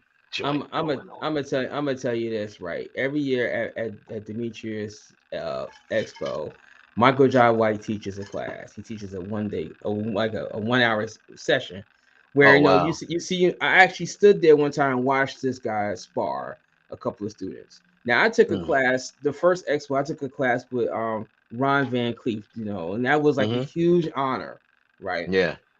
So I was like, oh man, I'm gonna get into this class. I was there 10 minutes. I was like, nope. Michael Jai hit with that punch kick that he does, that jumping punch back kick, and he did it in air when nobody was around him. But he did it like people was there. He was like, bam! And I was like, nope, never mind, not today. That's hilarious. Not today, because I'm not getting hit with that. I got no problem. Like, although I don't do it no more. When I was taking martial arts, and my sensei, my grandmaster, I'll come into the dojo. He's like, "Hey, brother Ralph, how you doing?" He give me hugs, he give me handshakes. Somehow he always convinced me to get out there on the floor, and I got to spar people. He's like, "I just want to see what you got. I want to see you still studying. I want to just see." So I always never had no problem sparring. If he would say, "Ralph, I want you to spar Mike," I was like, "Nope." It is not the fact that he's tall, but I've seen that punch kick combo. Nope, not me. Not today. Yeah. Not today. He said, "Have you seen a movie called Silverhawk with Michelle Yeoh and him as the antagonist? Michael John White, such a good movie." Yeah, I'm gonna check that out. I don't know if I've ever seen that. We'll bring Kev in. What's up, Kev? Welcome back. Hey, what's going on? I'm sorry, you ever saw the movie Silverhawk? I've never seen that movie. I'm gonna check it out. This No, is a movie with Michael Jai White and Michelle Yeoh.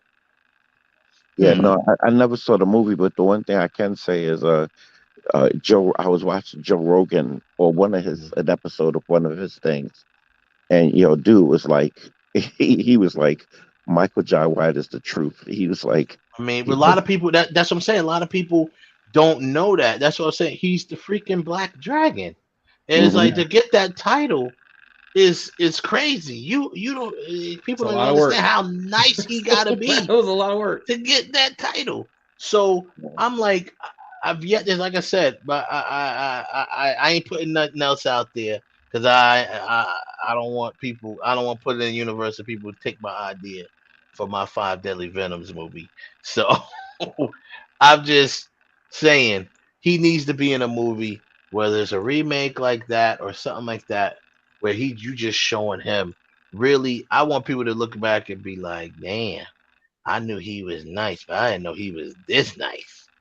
You know what I mean? So, it is what it is. But But yeah, you man. know something. I'm gonna be honest with you. A lot of the movies with these guys that are real martial artists, they've never really been in a movie where their art has really been what they can really truly do. Like, yeah, you got you know like Chuck Norris, and I mean even you go back to Chuck Norris. I mean Bruce Lee, maybe I'll give him Into the Dragon, but the more modern age guys, Chuck Norris, Jean Claude Van Damme, even and I know people going like even Steven Seagal. Like, look, y'all can say what you want about Steven Yeah. Seagal. Steven Seagal is a real fighter. Yeah, He he's a he real may not look martial like it no artist. more, but he used to be. He's a real martial artist. We Yeah, know that. Yeah. he's the real McCoy.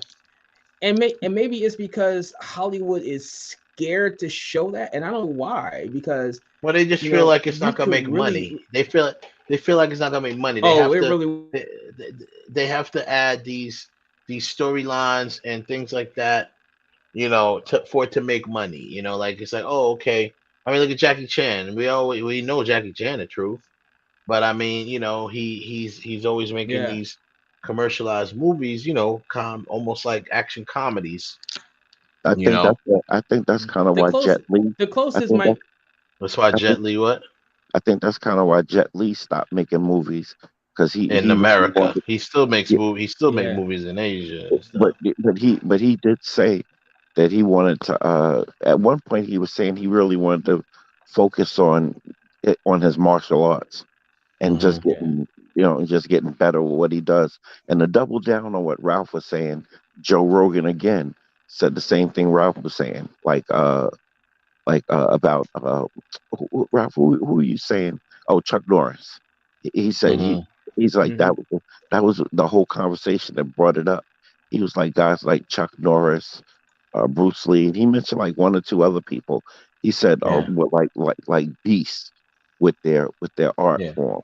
And then Yeah. Michael Jai he brought up he's like and another one that nobody talks about is Michael Jai White. Which He I was like, like. yo, and you could see it in his facial expressions. He was Yeah. like he was like Michael Jai White is the Uh, truth. it's true. Yeah. I mean, and people He don't will be know it sleeping. like that People have because a slept on lot him of for the characters that years. he's played. Yeah. But I mean, bottom line is, we would love to see him in something like that. But the reason why how we got onto this, and we're about to move on to the tournament so we can get it started. But we were talking about the problems that was happening with Blade, and you know, we Oh, kind of okay. got off a little bit on it, and we were just, you know, but the bottom line with to wrap up the Blade thing, you know, I'm a little, I ain't gonna lie, I'm a little concerned. I want to see how they're going to pull this off, and you know, I really hope that they get someone. It seems like there's no one on the crew that's going to at least push or fight for a R rating. You know, maybe Mahershala. You know, I don't know. They said that he's frustrated. We don't know exactly what he's frustrated with, but he's just probably frustrated that it just ain't going like you're supposed to. Oh, Hmm. by the way, people, on October 7th, which is only a few days away, I think Hulu's gonna be premiering that new Hellraiser movie. Yeah. Oh I yeah. want to see that. Yeah, I the want new to see that. Hellraiser. I definitely want to see that. You know, this is that new Hellraiser. Woo. Mm, mm, mm. Um, yeah, that's what Yeah. I'm saying. He said, I'm "Let's get curious. them I'm like in thanks. real. I They said they're appreciate gonna the give it like they're promotion." gonna Yeah, give he it like said a limit. it's gonna be a They're gonna limited give it series. like a no. They're gonna give like a limited theater release. You Okay. know, if I could find something theater that's gonna play it, I would go see it in the theater. I Okay. really would. 'Cause I am so looking forward to that one from when I first. I was like, oh, Yeah, that it's looks gonna be real like good. that. It's gonna That be like looks, that. it's got that woman that they got playing Pinhead. She Yeah. looks awesome. Very scary. Looks very scary. Man, So I keep telling people October is going to be a crazy month for it movies is. on Yeah. streaming and in theaters, man. I Yeah. mean, from classic films to new stuff. It's just gonna be an Yeah, awesome month, man. yeah, I it's hope a your pocketbooks are female. Yep. ready. Yeah, yeah. I mean, it's really. I just talking about that. I already bought my. I already bought my tickets to Wakanda Forever. I bought two different shows. One to the movie by itself, and one to the double feature. And Yeah, let me keep it real. I'm still shook because of COVID, so I actually bought two tickets because I don't want nobody sitting next to me. So I actually bought two Wow. tickets for the first show and two tickets for the double feature because I don't want nobody sitting next to me. yeah, Unless I find somebody that I don't mind coming with me and sitting next to me, then I'll bring them. That's if they don't mind sitting next to somebody yeah, else. yeah. I had went online Wow. Man. Regal doesn't even have pre-sale tickets up yet, but AMC does. MC So I got does, yeah. so I went to AMC. Yeah. I got my I broke down Wes. I bought the ticket for the double feature. Oh, you Well, did? yeah, I had a feeling you would, Kev. I was like, Kev's getting that ticket. He told me he wasn't gonna get it. I was like, I have a feeling you're gonna get it. I broke down too. I was like, you know what? Ah, you don't get a chance to do this all the time. Let me get this. You yeah. know, I broke down and got it, so and it then I starts at got like 12 o'clock in the afternoon. So yeah. like So after so you're really gonna you'll be walking out of there about 4 or 5 o'clock, you know, 5 o'clock probably, and you been saw hmm both movies, you know. yeah, and then I'm going. Um, Then I bought me a ticket for the 7 o'clock. Wakanda Forever. So I'm gonna be seeing twice. I'm gonna be seeing the Wakanda Forever twice. okay. Yeah, I'm not gonna see it twice in the one day. I'm gonna see it once on that Thursday, and then hmm I'm or Friday, I think, maybe It's Thursday. Thursday. Yeah, Thursday. and then I'm It's seeing the November double 10th. feature. The double feature, I think, is on Thursday. Yeah, the double feature is, but the double feature and the that's why the double feature is opening so early Yeah, because it's at 12 o'clock. So that way it can give people a chance to pre-see it, and then yeah. the actually the Because I don't know if they show movies. You tell me, Ralph. You used to work at a movie theater.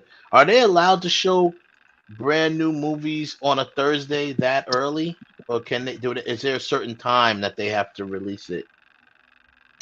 Well, when I worked with it was in the 80s. They never Oh, even okay. did they never even used to They didn't do do those things. Okay, so midnight. it's probably Yeah, changed. we never even did really midnight screenings. The only time that what we would do, which was sometimes a break to us as employees, is if Hmm. we had a big movie coming in and they wanted to run the reel, they will wait till like the last movie is in, and then they would tell employees, listen, we're gonna like they did that, we're gonna show the Living Daylights tonight because we want to test the reel. So Yeah, y'all can go in there and watch if you want to. So they would just keep the theater private, and the employees were watching the Living Daylights. So I mean, they used to do that one, but now with the digital age, and I think now with the pandemic, they have pushed that up a lot now because yeah, they don't really want people sticking around. Like a lot of places don't even have midnight shows anymore. So they'll yeah. That's push it true. up to 7, 8 Yeah, o'clock and right. run it then. well, no, Okay. what they do now is they stop that they don't do the midnight screening. They don't even do those Yeah, anymore. yeah. They don't. But now what they do is they'll do like what they're doing with Wakanda Forever. They'll do a Hmm. double feature. They'll either do it a day early or they'll do it the same day, which is Thursday, the day before the actual release date, and then all the screenings start at like 3 p.m. Like Oh, okay. the tickets for Wakanda Forever. If you go on AMC's website, you'll Right. see. Thanks, man. Yeah. Now, You'll see. the only thing I'm gonna add to that is also that depends on what movie it is, like Wakanda Forever, because they know that's going to be like a big movie. They very Yeah. well may have midnight showings that Thursday night of that. No, they Um, won't. No, it's not. It's not midnight screen. They don't do midnight screenings anymore. It's gonna Yeah. show. well, It's It'll show the like in the first. well, afternoon, right? no, no, Yeah, that they show them. well, no, The that depends on where, but that would depends on where you're at. Like when I was in LA, right? That was just this year. I mean last year I caught a midnight screening of Shang-Chi. So LA, Mhm. they are still doing midnight show, but it depends on what, Okay. like it won't be for all movies. Like certain movies, Right. like the ones you know will be the automatic Maybe blockbuster. maybe in Manhattan they might do one. Yeah, the You know. AMC Yeah, I Empire. didn't. Yeah, I didn't see any. Not I'll go back and double check, yet. but Not I, yet. no, no. If it's advanced tickets, they would Mhm. all screenings. Was they start showing them now? I didn't look at the. I'll take a look and see if the MC 25 Mhm. is doing it. Because if it is, then I'm driving out to the city and Yeah. I'll So park on 42nd. yeah. So let's go in. Let's get into So this we're in round 3 of our tournament for television's hottest female characters of all time. It's the character, it's the actor, whatever you want to go with it. But we've been doing this tournament. We're on third round now. Last week we had some easy ones, some tough ones, some. We didn't really have any upsets last week. I don't think. I didn't see any upsets. Would you call Suzanne Summers? I mean, Kelly Coco over Suzanne Summers an upset? No. Yeah, a little, Could just a be, little bit. could be. People, Suzanne No, Summers was I didn't pretty see any known. upsets. She was Wait definitely a very minute. known. Mm, Um, the only one that I think might be upset was maybe Milano over Jessica Oh Alba. yeah, that one. Yeah, could have That been, might be. could have Yeah. been, could have but been. I was yeah, just watching Charmed, and I don't know. I uh I love me some Alyssa Milano, but anyway, glad she moved on. All right. So now, Ralph, you got to All right. give me the But order again, wait. so then I'll go to All right now. the thing. All right. Let me pull that. But before we get started, I got a small little problem. Small little problem. Right. I already changed one of the battles in the 4th round. It was Hmm. originally supposed to be I think Jennifer Love Hewitt versus Valerie Bertinelli. Okay. Hmm. But then I found out that when Valerie Bertinelli first started doing one day at a time, she was 15 years old, She so was she had to young, get yeah. out. So I changed her around to um wait a minute, who the hell I changed it to? Oh yeah, I I thought I changed saw that. You changed it to forgot who the yeah, I person changed was. Hmm. why can't I find it? It's I think it's in this it's in the last one, that's why. I changed there to um come on, Hmm. computer. The girl from ER, Julianne Margulies. Yeah, Julianne Margulies. Yeah, Okay, saw but that. I'm doing something else, right? Because there's a bunch of people that were missed, and I'm doing like a little tribute video to people that should have been on the list, but we just didn't have room for everybody. But Hmm. I want to vote from the two of you guys because I want to take Julianne Margulies out, and for only one simple reason. I started thinking more and more about what you said, the impact of the person in the role. Hmm. And there's One someone of who those I criterias. actually, one of the criteria, and I actually forgot about one person who I think fits that bill more than anybody, and that's Carrie Russell from Felicity. Mm. I think she more than anybody because Was she an the, adult when the she did Felicity, or was yes, she she a was. kid? She was a no, she was a Okay. full grown adult, but Okay. the entire show was based on her red curls, right? Hmm. And then remember that everybody was like, "Oh my God, it's gonna be so great!" But once she cut the curls, the show went right down the tubes. So for that reason, I'm not even. That's not. That is not an exaggeration. That is not an Yeah. exaggeration. Once she Yeah. had her hair cut, right, Wow. the whole, if you want to say, mystique around that character changed, and then the show just went right off the air, right? Oh So wow. I That thought is about it. I said, lesson I learned. said, yeah. So I kind of said, damn, shouldn't she be in there instead of Julianne Margulies? no, I want Juliana Margulies anyway. It don't matter which one they pick. Jennifer Love Hewitt is going to be my pick for that. I'm just making it known. And man, It doesn't matter which one is there. Yeah, Jennifer Love had a nice little run. She had a nice little run. I mean, mostly after television, mostly in film. But when they start doing the I Know What You Did Last Summer and all of those things, she had a nice little run around that time. Yeah, but then I mean, but she did Ghost Whisperer, and then she did the Client List, so she was on television. She's definitely on television. No, that's good. Okay. Yeah. But, all right. But like I said, I was just thinking about that the other day. Like, should I take Julianne Margulies out and replace her with Kerry Russell? Listen, I love Juliana Margulies. That's my girl. But Jennifer Love Hewitt is hands off, by the way. Damn. You don't even let us claim nothing. Hands off. All right. So I know. All right, then she stays. It's fine. I'll keep her in there. All right, so who's up first? Which battle is up first for this round? All right, people. We're doing round 3 of our NCAA cutthroat tournament, because believe me, it's about to start getting cutthroat. Yeah. Right. And I'm not gonna go over the rules again, because we've gone over them quite simple.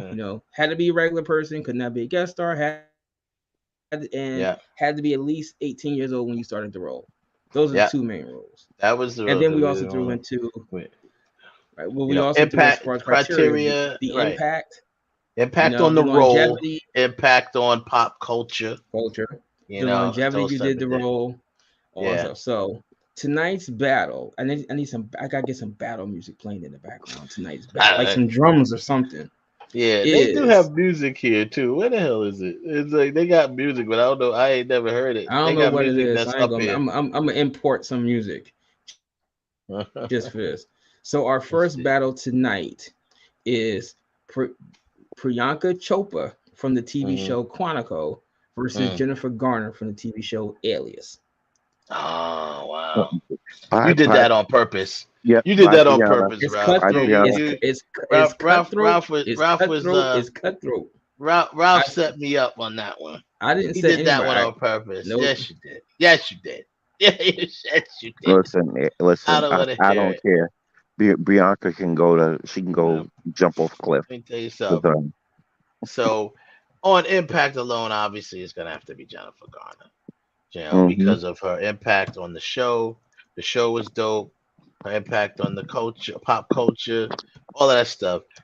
In my opinion, this is my opinion, Priyanka only wins the looks. She's better looking, in my opinion, than Jennifer Garner. So, but that's not enough. That's not enough for her to win, the battle. She had come up against that. Priyanka Chopra, like I said, Quantico was dope. And it did, without her character, it have sucked. It really would have been good. It would have sucked without her character, because her character brought a lot of the excitement to it. Because she was the wild card type of character. All right, I'll retract that. It wouldn't have sucked, but definitely wouldn't have been the same. And as you can see, as the seasons went on, they kind of her character was still in it, but they changed it up, blah blah blah, a little bit. They obviously can't be in Quantico forever, so they finally graduated and they ended up going out into the world, and then the show changed. But like I said, for me, obviously for me, the looks ain't even a question. She kicking Jennifer Garner's ass in the looks. That's a lie. Yes, she is. Oh, yes, she is. You can look at these pictures right here and show you and tell you that. But that's not enough to win. So I gotta say goodbye to my love and be like, yo, you gotta go, girl. So Jennifer Garner definitely wins this. I don't think we have to dwell too much on it, because we're all gonna pick Jennifer Garner because of her character and her impact, no matter what. No, I'm taking Miss Chopra for that one. And I have to be fair. I even if I knew you were taking Priyanka on this one, Ralph, I could have just jumped on that bandwagon so we could push her through the next round. But I gotta be fair on it. I have to be fair on it. I can't. I get that, but I can make it up to her later. Okay. Okay, but this is why Priyanka Chopra would get that when you say impact, because at that particular point in time, there are very few Bollywood actresses in mainstream Hollywood television series, or very few, very few. And that show is geared around her. It's not geared around an ensemble cast. It's really geared around her. Yep. Right. It is. And like you said, once they started messing with her, the show started sucking, and now the show wasn't on there anymore. Yeah. Whereas Yeah. It was geared around her character. I mean, Jennifer Garner came. Yeah, I mean Jennifer Garner's role, and I'm just keeping the role of Alias. I get, yeah, you're playing this tough ass secret agent, but you have this Indian girl that's playing a role, and she is not your typical Hollywood actress. She's basically she's realistically speaking an unknown at that point in time. You know, for her to come in, and then she was literally on the screen for what, 2 minutes, and then the whole world want to know who was this woman. Bro, I told you I will tell the story again for the people in the cheap seats that didn't hear me. I'm gonna tell you right now. Like I said, just to quote on just to come back on what you said. When I don't know what the hell I was doing. I might have been playing a video game. I don't know. But my TV was on and it was muted. And I just had to. I do that a lot. I got it right now. The game is on. It's muted. I'm not I'm not watching it. Whatever. And somehow or another, I turned my head towards the TV and I saw Priyanka Chopra, and I was like, "Who the hell is this?" At that point, I was rushing to find my remote so I could turn it up and see what it was. A commercial for Quantico, and I was like, "Oh, Quantico." And I actually waited for the commercial to come on again because I didn't get. I caught the tail end of the commercial, and I was like, "I want to see what this is." Bottom line is, I agree with you. She did make a big impact, but that was more on her culture, not pop culture, in my opinion. It's a big feat, like you said. It's a great feat because of her being because she is a famous. She's big on the Bollywood side. She got a lot of films under her belt doing that. But yeah, breaking into the mainstream like that, and you talking about mainstream, ABC, Disney. You know what I'm saying? Breaking into that mainstream as a character, a lead character of a show.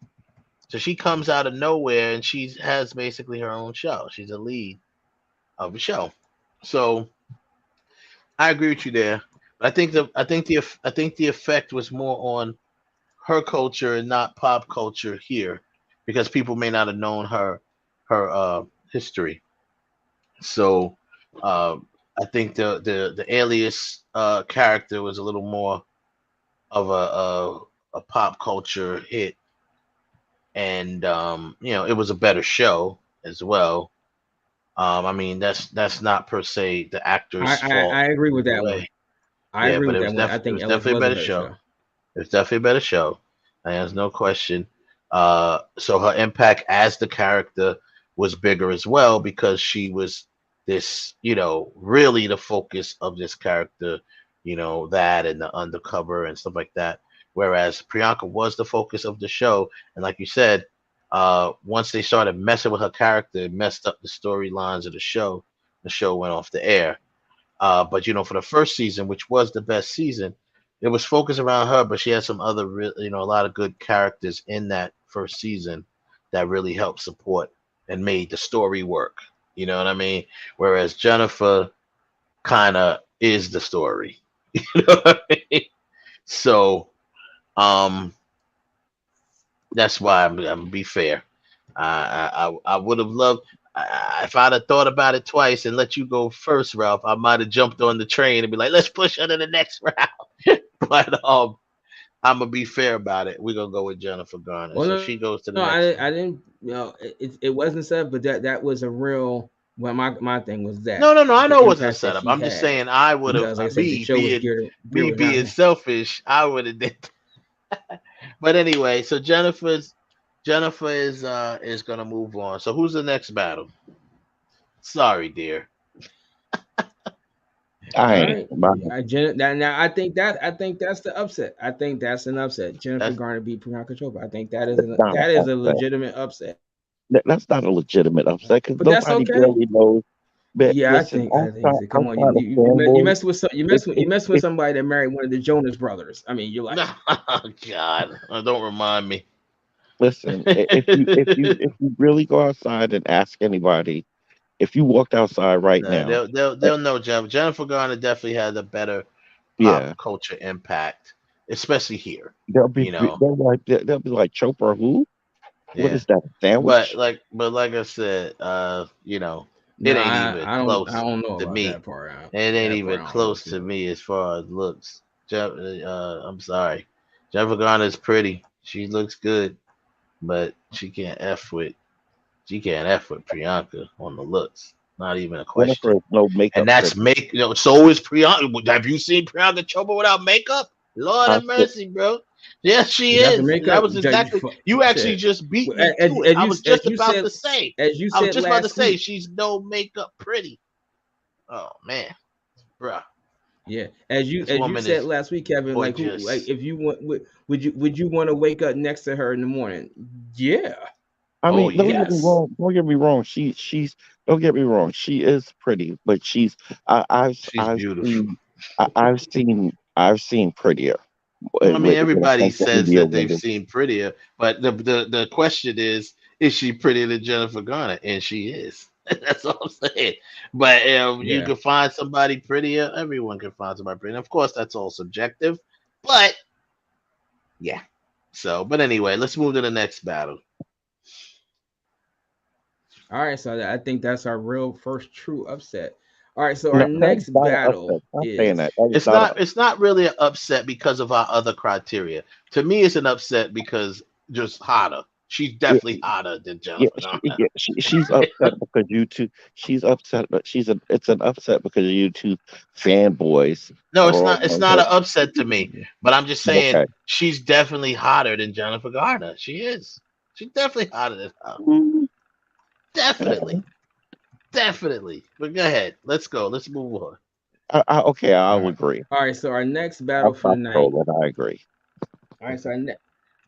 All right. So our next battle for the night is Catherine Bach from the show The Dukes of Hazards Uh-huh. versus Jennifer Aniston from Friends. Hmm. Oh, Jennifer That's Aniston. good. Okay. That's a good battle. Um, okay. Catherine Bach versus Jennifer Aniston. Okay, Jennifer both of them. Aniston for me. This a good matchup, Ralph. I give you credit on this one. It's a good matchup because they both made huge impacts in their eras, in their respected Hmm. eras. Yeah. But bruh, this is why I'm going with Catherine Bach. Look at that girl with the Daisy Dukes on. Look at them girl with the Daisy Dukes on. And The you could girl, have picked yo, and you could have picked a better. they literally named a set of shorts after her character Daisy Dukes. Come on, son. Yeah, If that ain't that impact on matters. pop culture, there's none. To this day, they call them Daisy Duke shorts. To this day, and the Dukes of Hazzard came out what 40 years ago. Hmm. To this day, will they be talking about Jennifer Aniston 40 years from now? I don't know. Will there be any? Is there anything named that? Maybe the haircut that she rocks. That But haircut that she but rocks. here's the A thing. lot of people Here's the started thing. rocking that haircut But wait. that her character rocked. But wait. But here's the thing. Agreed. Agreed. Now, but here's the thing. With your reference to the shorts being called Daisy Dukes, Mm-hmm. if you asked anybody today that's under our age, they wouldn't know where the term Daisy Duke come from. They'd probably tag it to somebody else. They Well, I wouldn't mean, yeah, even. but see, the counter to that, Kev, is that just works by generation because I've noticed plenty of people our age and up that don't really know much about Jennifer Aniston's character because they didn't watch Friends. I didn't watch Friends. I never watched it. Nope. I didn't like the show. I know that I know enough to know that she made a big impact, and she made a Mm-hmm. big impact on that show, pop culture, her character. Like I said, that haircut. A lot of people started rocking that haircut that she has. That's a big pop culture reference or impact, right? Then if you want to take it further, which this shouldn't count with our criteria, but just the impact she made on the pay, getting that equal pay, getting them, they Mm-hmm. all got them that I mean that $1 million an episode. Like she kind of changed the game on that. That's a little bit out of our criteria, but I think it's good to note that. She kind of helped change the game on that, but that's more on the business side. But But go that still would float in our criteria because Well, I mean, I don't know if it's it's still pop culture thing. It's more just because that was like, like if she didn't, if that was never reported, no one would have ever known about that because that was like a behind the scenes thing. but it's still It an ain't industry, nothing that but people it's an are. industry. But the only reason why I said it is because it's an industry impact. Like she impacted the industry. Well, I'm I'm gonna go like this. She's obviously mostly known for her character on Friends, Hmm. and I have to say, I really could care less about her character on Friends because I did not like the show. I thought the show was It was a I ripoff. didn't. It was well, we know it was a ripoff. It was the white version of Living Single, but Hmm. the point that uh all of the other stuff that the points that she made and stuff like that you make about her, that's all fair points. But I struggle with this one because the bottom line is, and like I said, in their respected eras, they definitely. But see, here's the deal. Now, Daisy Dukes didn't have anyone else to compete with on the And show, it's on Daisy her Duke. show, Take the F off. right? See, you talk about the show. Daisy Duke. Um, so Daisy Duke was she was the only really female on the show, right? She was the Yeah, Candy or she whatever, was. She was the only female. right? She's the only Yeah, female she on the was the show. only female on the She didn't have show. to compete with anybody. Jennifer Aniston had to compete with Courtney Cox, who was hotter between her and Courtney Cox on the Hmm. show. Some people picked Courtney Cox, some people picked her. Ultimately, I think Jennifer Aniston has, I call it the Madonna effect.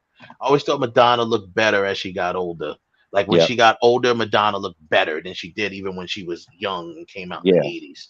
Jennifer Aniston, as she got older, to me, started looking better because I right out the gate, I agree. when I saw the show, I immediately I gravitated to Courtney Cox.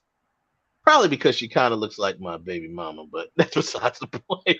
I kind of gravitated. That also ran me away from her. But I gravitated to Courtney Cox. I thought Courtney Cox was hotter.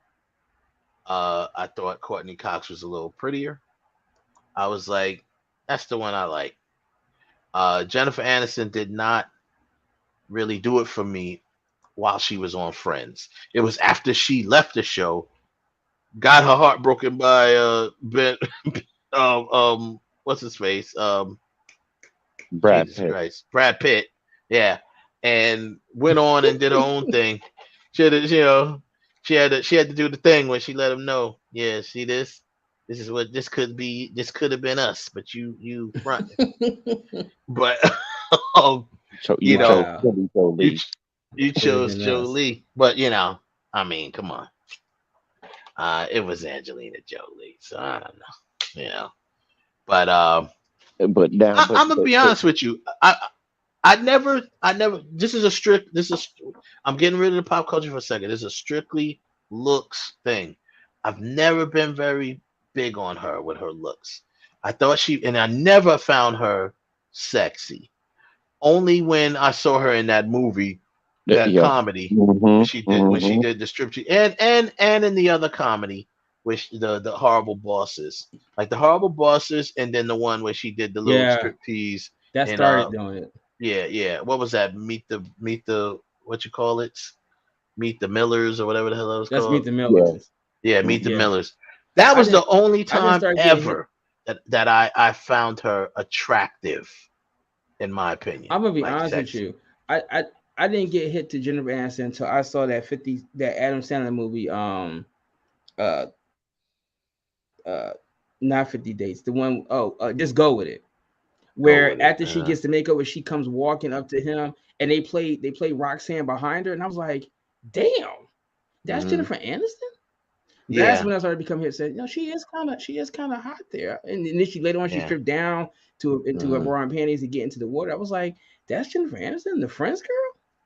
Yeah, the Friends girl. Yeah, the girl from Friends. Girl from Friends. Yeah, like I said, I was always, if you're gonna go by strictly attraction, I was always more attracted to Courtney Cox. Courtney Cox character and her as an actor. But what I will say this when you talk about impact, simply because I thought that she was hot in that Adam Sandler movie, it did not make me want to go back and start watching Friends. I still haven't watched Friends. I haven't watched Friends. I haven't watched it either. Speak. I've only seen a certain amount of episodes of Friends, and that's really all I care to see. Yes, they want to try to put it down as one of the best sitcoms, and I'm just like, but that's a big feat. But anyway, I don't know, man. I can flip a coin on this one because I think, I mean, let's be honest. There was people that, to be fair, Daisy Duke didn't have anyone to compete with. But we all know that some people only watch that show to see Daisy Duke. And it's a little right. It's a little hard to and plus she was the draw. She was the sex seller of the when they sold the sex, it was her, right? So she added the only bit of sex appeal to a very testosterone show, right? Testosterone filled show. She was that break in the action of that and eye candy. Let's be honest. Jennifer had two females to compete against, although I do think she was, hotter than Lisa Kudrow. But once again, this is all subjective, right? You got some people that love Lisa Kudrow, so that's all subjective. She had a lot to deal with. She came out on top. Probably, she's definitely the most successful out of that crew. Most definitely. She's probably the most known out of that group of actors from that show. Especially right now. Courtney Cox is a close second. I'm even gonna say that. Yeah, that's what I'm saying. I think that's debatable because Courtney Cox. That's debatable. You like, oh shit, that's the girl from Scream. You got the Scream franchise that really put her up. That might have shot her above Jennifer as far as popularity. The Scream franchise might have put her above there. And then because after when she came back to television, she had that other show, which I kind of liked it. That show which they she was always drinking wine and Cougar Town. Yeah, Cougar Town. Actually, I watched more of that than Friends. Once again, I was like, so oh man, I don't know. I gotta make a decision here. My gut tells me Daisy Duke, but Daisy Duke after the show, you never saw Catherine Bach in anything else. At least Jennifer Aniston, moves on and goes on. And if Jennifer Aniston wanted to do it, and she is back on television. She's on that show on Apple TV, which has already won awards and stuff. So, for that alone, or for that reason, I have to give it to her. She made a bigger, as much as I say, Daisy Duke's shorts, which is a huge impact on pop culture, but this one, her role, she worked more, she had more opportunity, and you never really saw Captain Bach anymore. So I'm gonna go with Jennifer Aniston, reluctantly. Jennifer Aniston. Yeah, reluctantly. I'm just doing the be fair thing. I'm not feeling her. I was never really attracted to her at all, honestly. So, just saying. And I would have took Angelina too. But anyway. Wow. I'd have skated with Angelina as well. Sorry. Not sorry. But Wow, man. Well, I gotta Let's if just hope I'm Jennifer Aniston never looking comes at that across this too, show. I gotta get.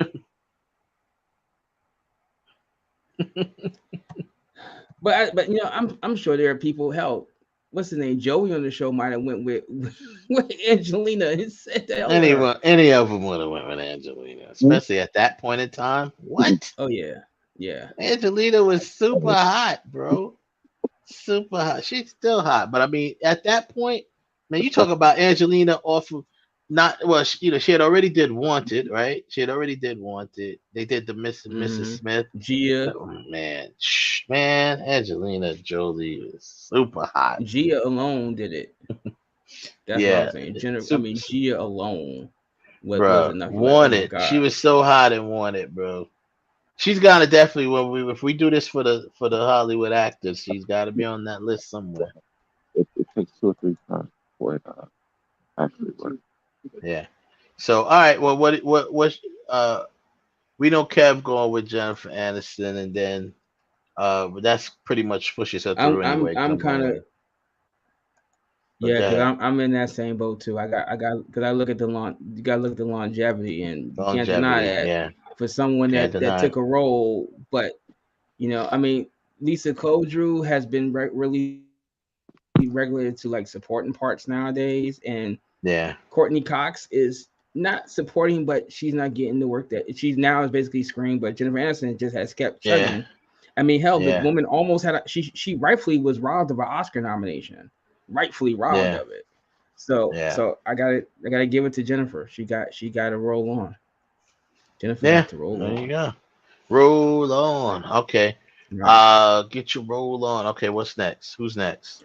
Okay, so our next battle for tonight is Bernadette Staines from the classic show Good Times versus Logan Browning from Hit the Floor. Hit the Floor. Logan Browning. We saw her. I'm not picking her, but I'm just saying it. She's one of our shout outs in the beginning of the show. Yeah, she is. Courtesy of Ralph. She's I think she's just I don't think she's established enough to compete against Thelma. Let's just she get the one word name like Kobe or Shaq. Thelma. That's what I'm saying. It's like, yo.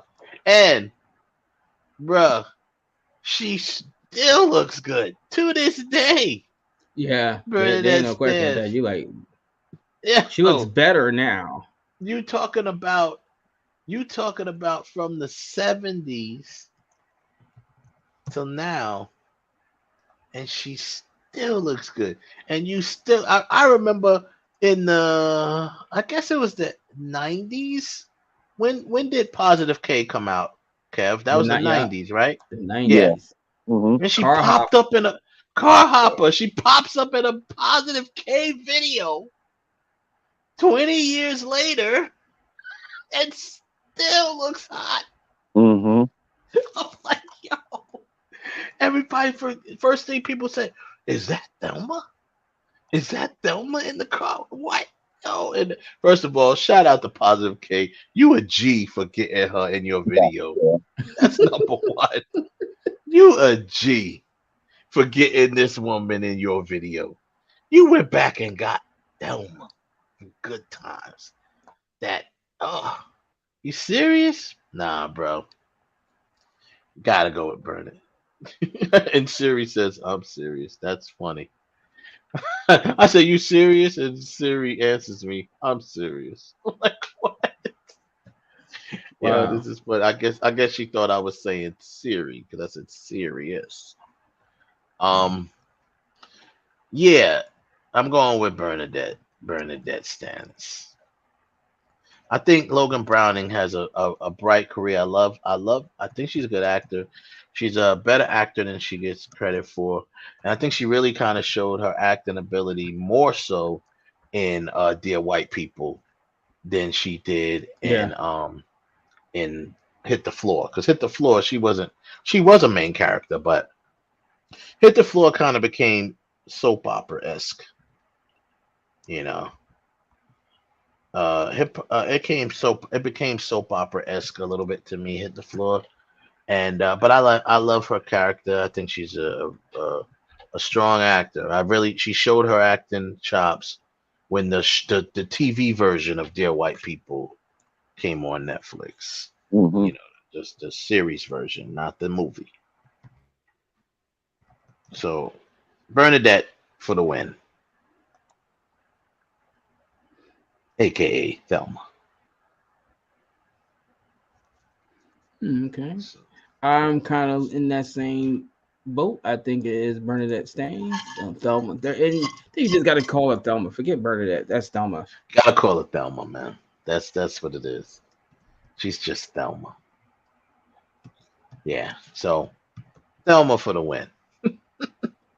Yeah. Who's next? Mm-hmm. There you go. Who's All right. next? All right. So our next battle is Victoria Principal from the TV show Dallas versus Marquis Post from the TV show Night Court. Okay. Wait, what? Marky Post from Night Court and Yes. Victoria Principal from Dallas. I'm going with Victoria Principal. This one isn't hard for me. Isn't that what was her name? What was her character was big too. I can't think of her name. Was Sue Ellen? Was that her character? I think so, yeah. No, not What was that's her character in? It's I mean, is it Sue Ellen? No, I think you're right. Dallas. It was Sue Ellen. Because Sue she was the one that was Sue Ellen. Big character. Yeah, because she was married to Bobby. Yeah, Bobby. She's married to Bobby or whatever. You know, yeah, JR in there. Yeah, Sue Ellen was her character. No, it was Pamela. Pamela Barnes. Oh, she was Pamela? Yeah, Pamela. I thought she was Sue Ellen. Sue Ellen is Linda Gray, who was JR's wife. Linda Gray. Yeah, that's right. Linda Gray. Because out there, Sue Ellen was with JR. That's right. She was a little young to be with JR. Okay, and then we got old girl from Night Court. I'm gonna be honest with you. This one's a toss up for me. It's like meaning I can play Two-Face and flip a coin on this one because now that I realize we're talking Linda Gray, not Victoria Principal, that kind of breaks up the pop culture thing for me. So she's better looking than Marky Post to me. So if I can go by that, I think she's hotter. But that might have to be my criteria for this one because Night Court. I watched Night Court. I didn't not watch Night Court. I probably seen more Night Court than I've seen Dallas because I didn't really get into Dallas. I was a Dynasty guy. I like Dynasty. Like I used to watch that out of those nighttime serials. I watched Dynasty. I did watch a little bit of Dallas. I watched Knots Landing. But when I say Dallas, I think of Sue Ellen. So the fact that I didn't think of her, she didn't really make a big impact on me. So flip a coin. I'm gonna go with her because she's better looking than Marky Post, in my opinion. So I'm gonna go with Victoria Principal. The Dallas chick, same here. Oh man, see now I'm going with Marky Post because I'm looking beyond the physical part. Mm-hmm. Like she kind of well rounded out that group, that cast, you know, because there was a bunch of the people that were that played the DA before she got there. There was at least I think 3 other people that played that role, right? And different characters, but they were DA, but they just didn't mesh right with between Harry and Dan and all of them. But when she came in there, she kind of balanced out the entire cast, you know, and she was this not stuck up, but she was this hot chick that was this uptight lawyer that was a big fan of the Prince and Princess of Wales, and she had her her tiara and all this stuff. I think she was a beauty pageant winner or something. But she kind of just rounded out the cast, but she wasn't regulated like even though everybody else in the cast was men. She had her moments. I mean, at the end of the series, she got married, she had a child, she got divorced, she became a judge. So she was I just figured. Yeah, I remember that. I do yeah. remember her becoming a judge from the show. Yeah. And also with that Yeah. one is that although it was kind of implied that her and Harry were going to get together, they never did. I think they did kiss one time, but it was kind of going where you thought the two of them were going to get together and they just Yeah. never did. Yeah. So, she certainly stood out on her own. And Mhm. while I do agree that, Victoria Principal's character was good on Dallas, but like you said, when you think of Dallas, the first person you think for is Sue Ellen. Yeah. You don't think of her character. You may well think of Bobby, but you don't think about her. Right. So for me, I gotta go with Marky Post. Wow. This may end up being the instant. I never watched Night Court, so What? I'm going with Yeah. Homegirl from Dallas. From Dallas. Yeah, like I said, I've probably seen about an even amount of both. Night Court I've seen a lot when I used to work at this job. I used to work the overnight shift, and I started seeing like it, guess it's syndication or whatever, and I was like, Night Court. Well, okay, cool. That was another one that didn't catch me 100%. Night Court I've almost treated like Barney Miller, like it didn't. Both shows didn't catch me.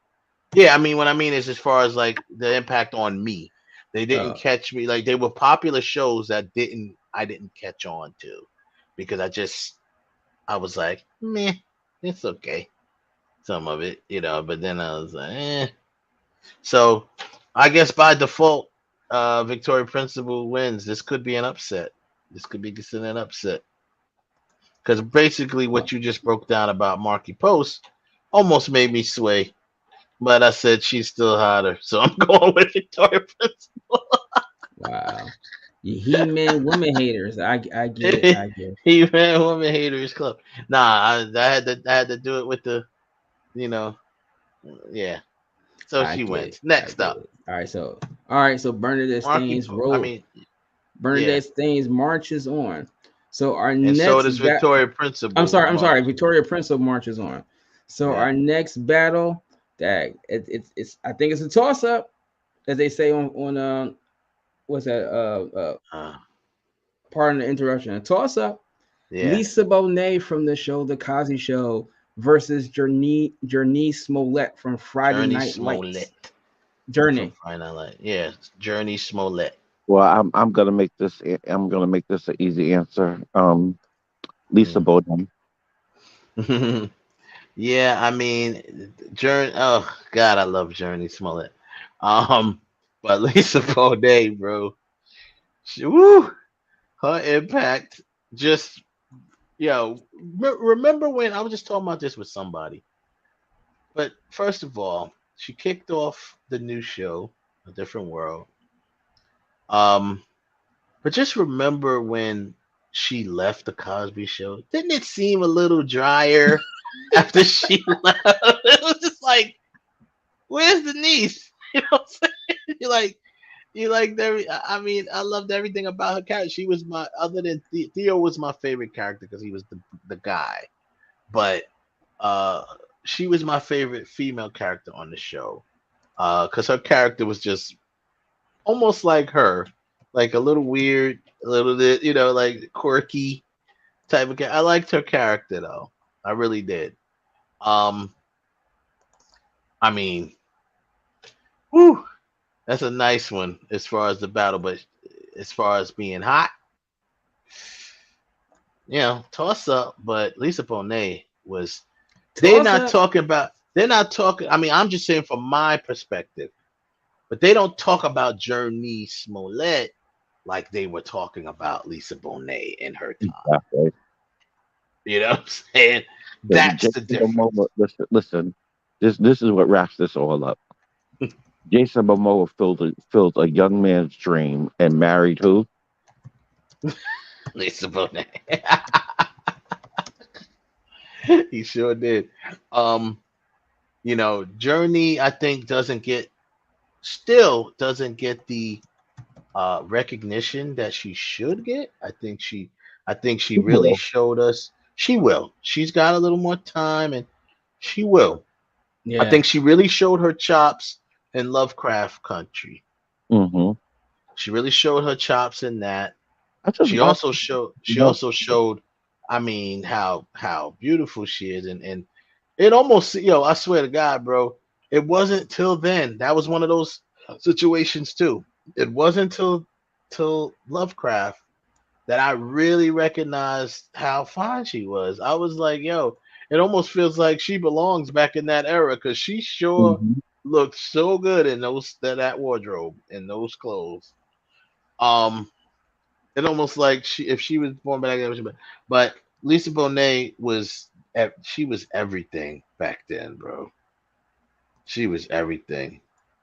So gotta go with Lisa Bonet. Nice little battle. And plus, I mean, the shows are not even comparable. Friday Night Lights to the Cosby Show, or even A Different World for that matter. And Lisa was only in like one or two seasons of A Different World, but um, not even comparable show wise. Um, so character impact was big.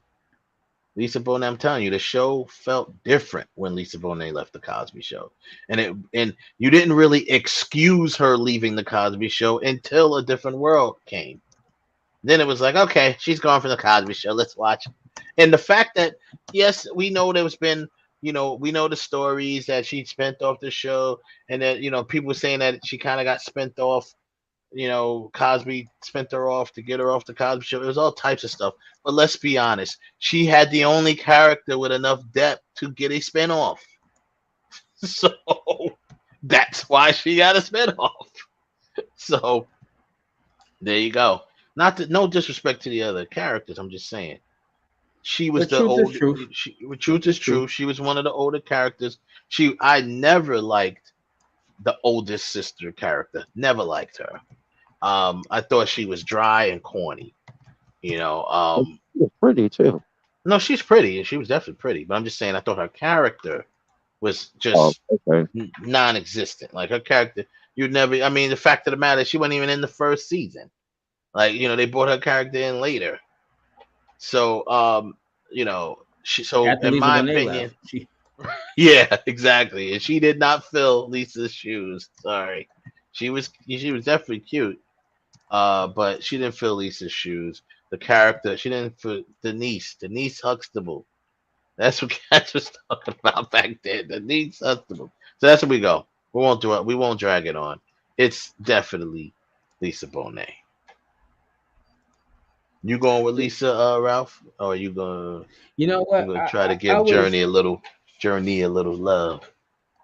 I want to give Journey a little love, right? But I think the love that she gets is more from Lovecraft County than Friday Night Lights. Uh, And I would say that when she started being noticed was really on True Blood when she started getting yeah, noticed. yeah. Right. She got known some. She was good on True Blood as But well.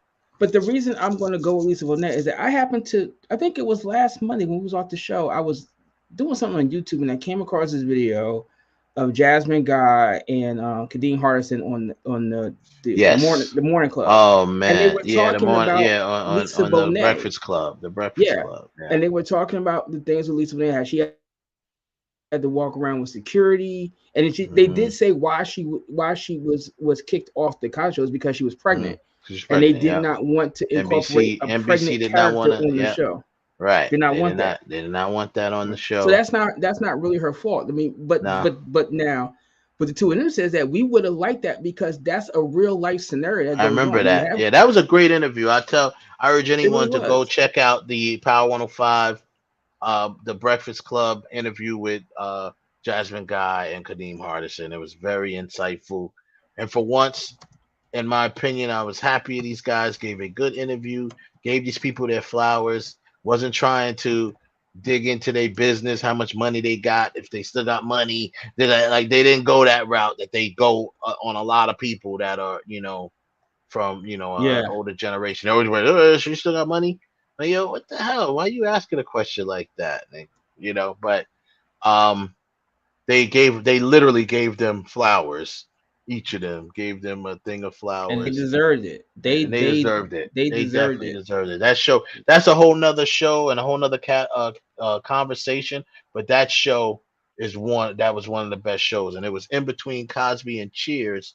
But yet they always celebrated Cheers more, but it was higher rated than Cheers. It was number 2. Cheers was number Yeah. 3 in the Yeah. ratings. It And was that. It was and Cosby, Different World, Cheers, and it stayed that yeah. way for many years. Yeah, and Jasmine Guy even said that like they wanted her to do something for Cheers. She's like, why am I celebrating Cheers when they don't celebrate us? Like, what the hell? Exactly. Why am I going to celebrate Cheers? Because I came on the show before them, and that's what NBC tried to play them and say that's why you were number 2, because you were in between Cheers and Cosby. And she was like, well, people could turn their channel. Yeah. People could turn their channel if they really didn't like the show. That's when you turn the channel. So they basically really played them by saying, well, basically you represent the show. They're not going to change the channel because they're waiting for Cheers after they've seen the Cosby. So they probably go do something while your show is on and just leave the channel on. Just You know what I mean? Which is like, real no. insulting. And she did say they every big topic they covered, they had to fight for it. Every single one, all of it. They covered like, did they cover abortion, teenage pregnancy? They covered teenage rape. Rape. They covered AIDS. They cut all types of stuff. That show was great. I'll do a whole nother show about them. Would love to get them on. That would be great. Yeah, Jasmine Guy is from here. She's down this way, so man, we try to track her down. But that's show. I met her a couple years at the Urban World Film Festival, and I was like, "Oh my God, that's Jasmine. That's Whitley." Whitley Gilbert. And I'm trying not to call her Whitley, but I just want to call it like you said, when someone just gets named Whitley. Yeah, I think that's a bigger impact when you obviously you are who you are in real life, but everybody just refers you as your stage name. That's Mrs. Huxtable, right? Yeah, exactly. That's Claire Huxtable. But I didn't really I didn't care for Jasmine Guy too much. I don't know why. I really didn't like her. I didn't like her character too much. I always loved her character. I did love her character. It was, especially after they became more like main characters, and her and Dwayne's, relationship and stuff like that. I did like her character, but it's understandable, Kev, because guess what? She didn't like her character. She didn't like that character. She didn't like her character. She's like, I did not like Whitley. I didn't like that character. She's like a lot of things. I said, they had me. I felt at the time they had me saying and doing a lot of things that was because she's a very well, like, she's a black person. You know what I'm saying? She went to an HBC. She went to black schools, so she was the only one on the cast that actually attended a HBCU school. Wow. And she was the only one on the cast that had attended it. I believe. I don't think Kadeem did. No, he didn't. So it was her. I think he said he didn't even go to college. He didn't go to college. I think he said on the show he didn't even. He didn't go to college. So she was one of the big. So playing the character that she played was really like opposite of the type of person she really is, but that's acting, right? So she didn't even really like Whitley. And then I guess maybe after they started evolving her, she started, because they said, I forgot what she brought up, a line that she said, and she was like, oh my God, this woman is so clueless about certain things, you know what I mean, when it comes to black culture. But I agree. So it's very understandable. Quick note on that. You have the Tales, the show Tale that Irv Gotti. Yeah, I saw it. Right, you saw her in there, right? Like, She bye, makes Dwayne. Yeah, bye, Dwayne. Yo, that was hilarious. That I thought that was funny, and I'm glad that they did that because if I was directing that episode, I would have said the same thing. I said, no, this they probably. I guarantee you that character before Jasmine got signed up name was probably David or something, and they changed it to Dwayne when they Yeah. knew that Jasmine Guy was going to be on the show, and they're like, you know what, we Yeah. gotta get her to say this. Bye, Dwayne.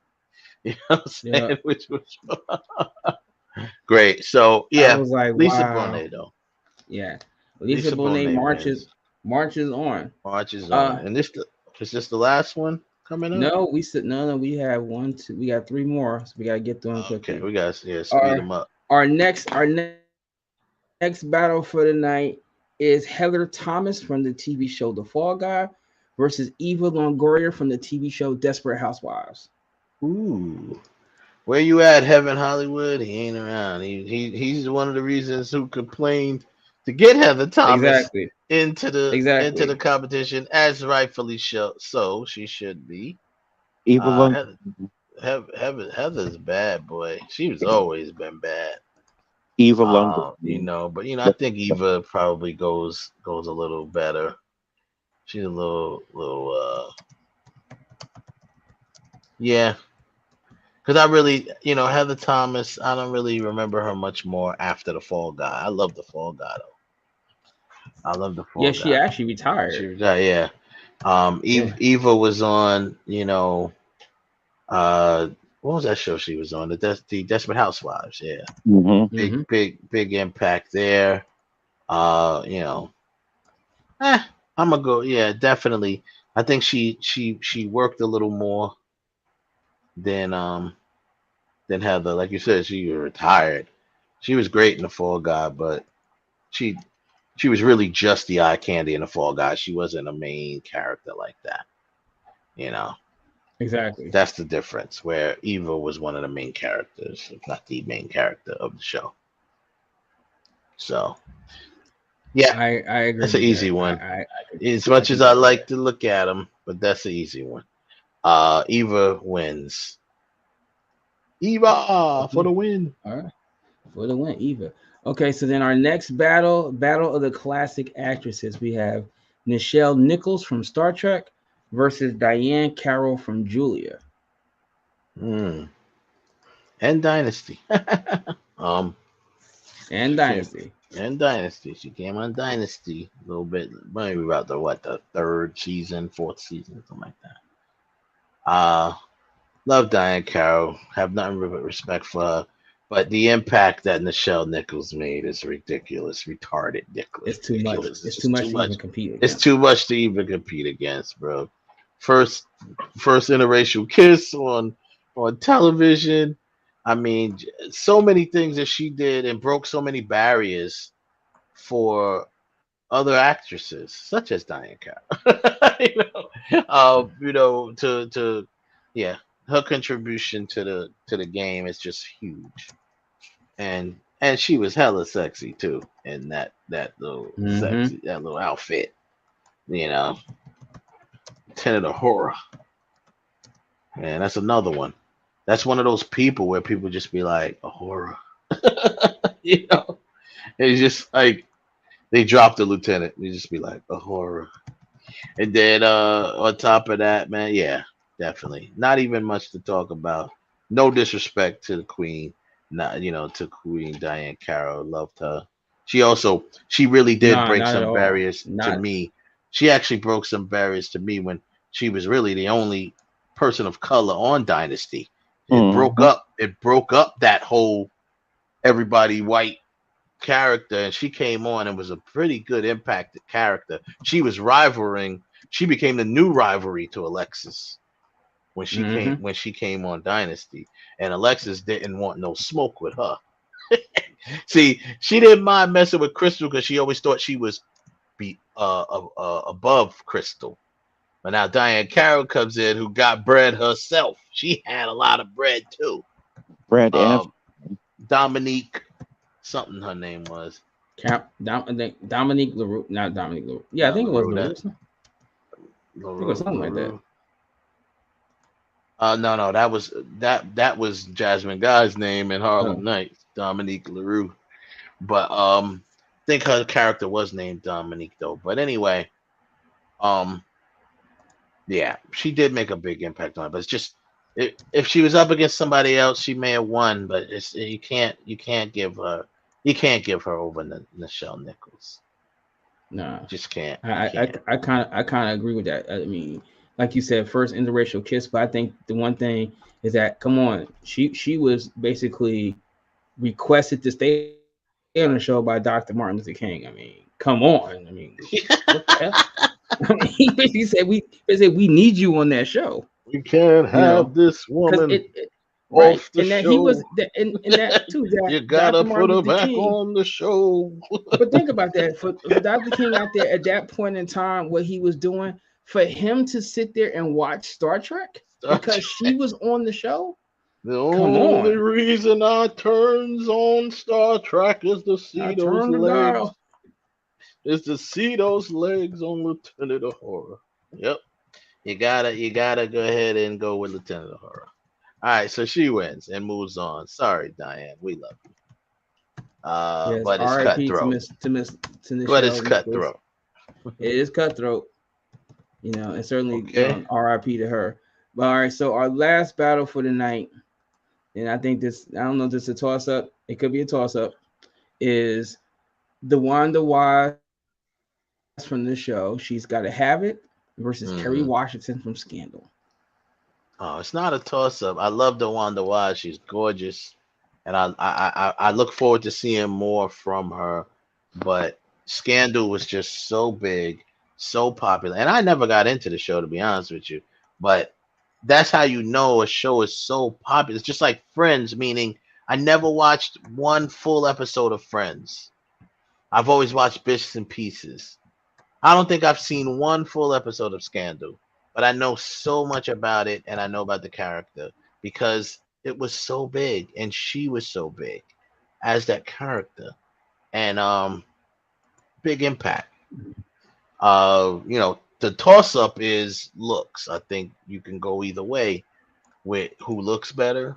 But I think the Wise, I personally think the Wise is a little bit better looking, but that's just my preference. Like I said, that's subjective.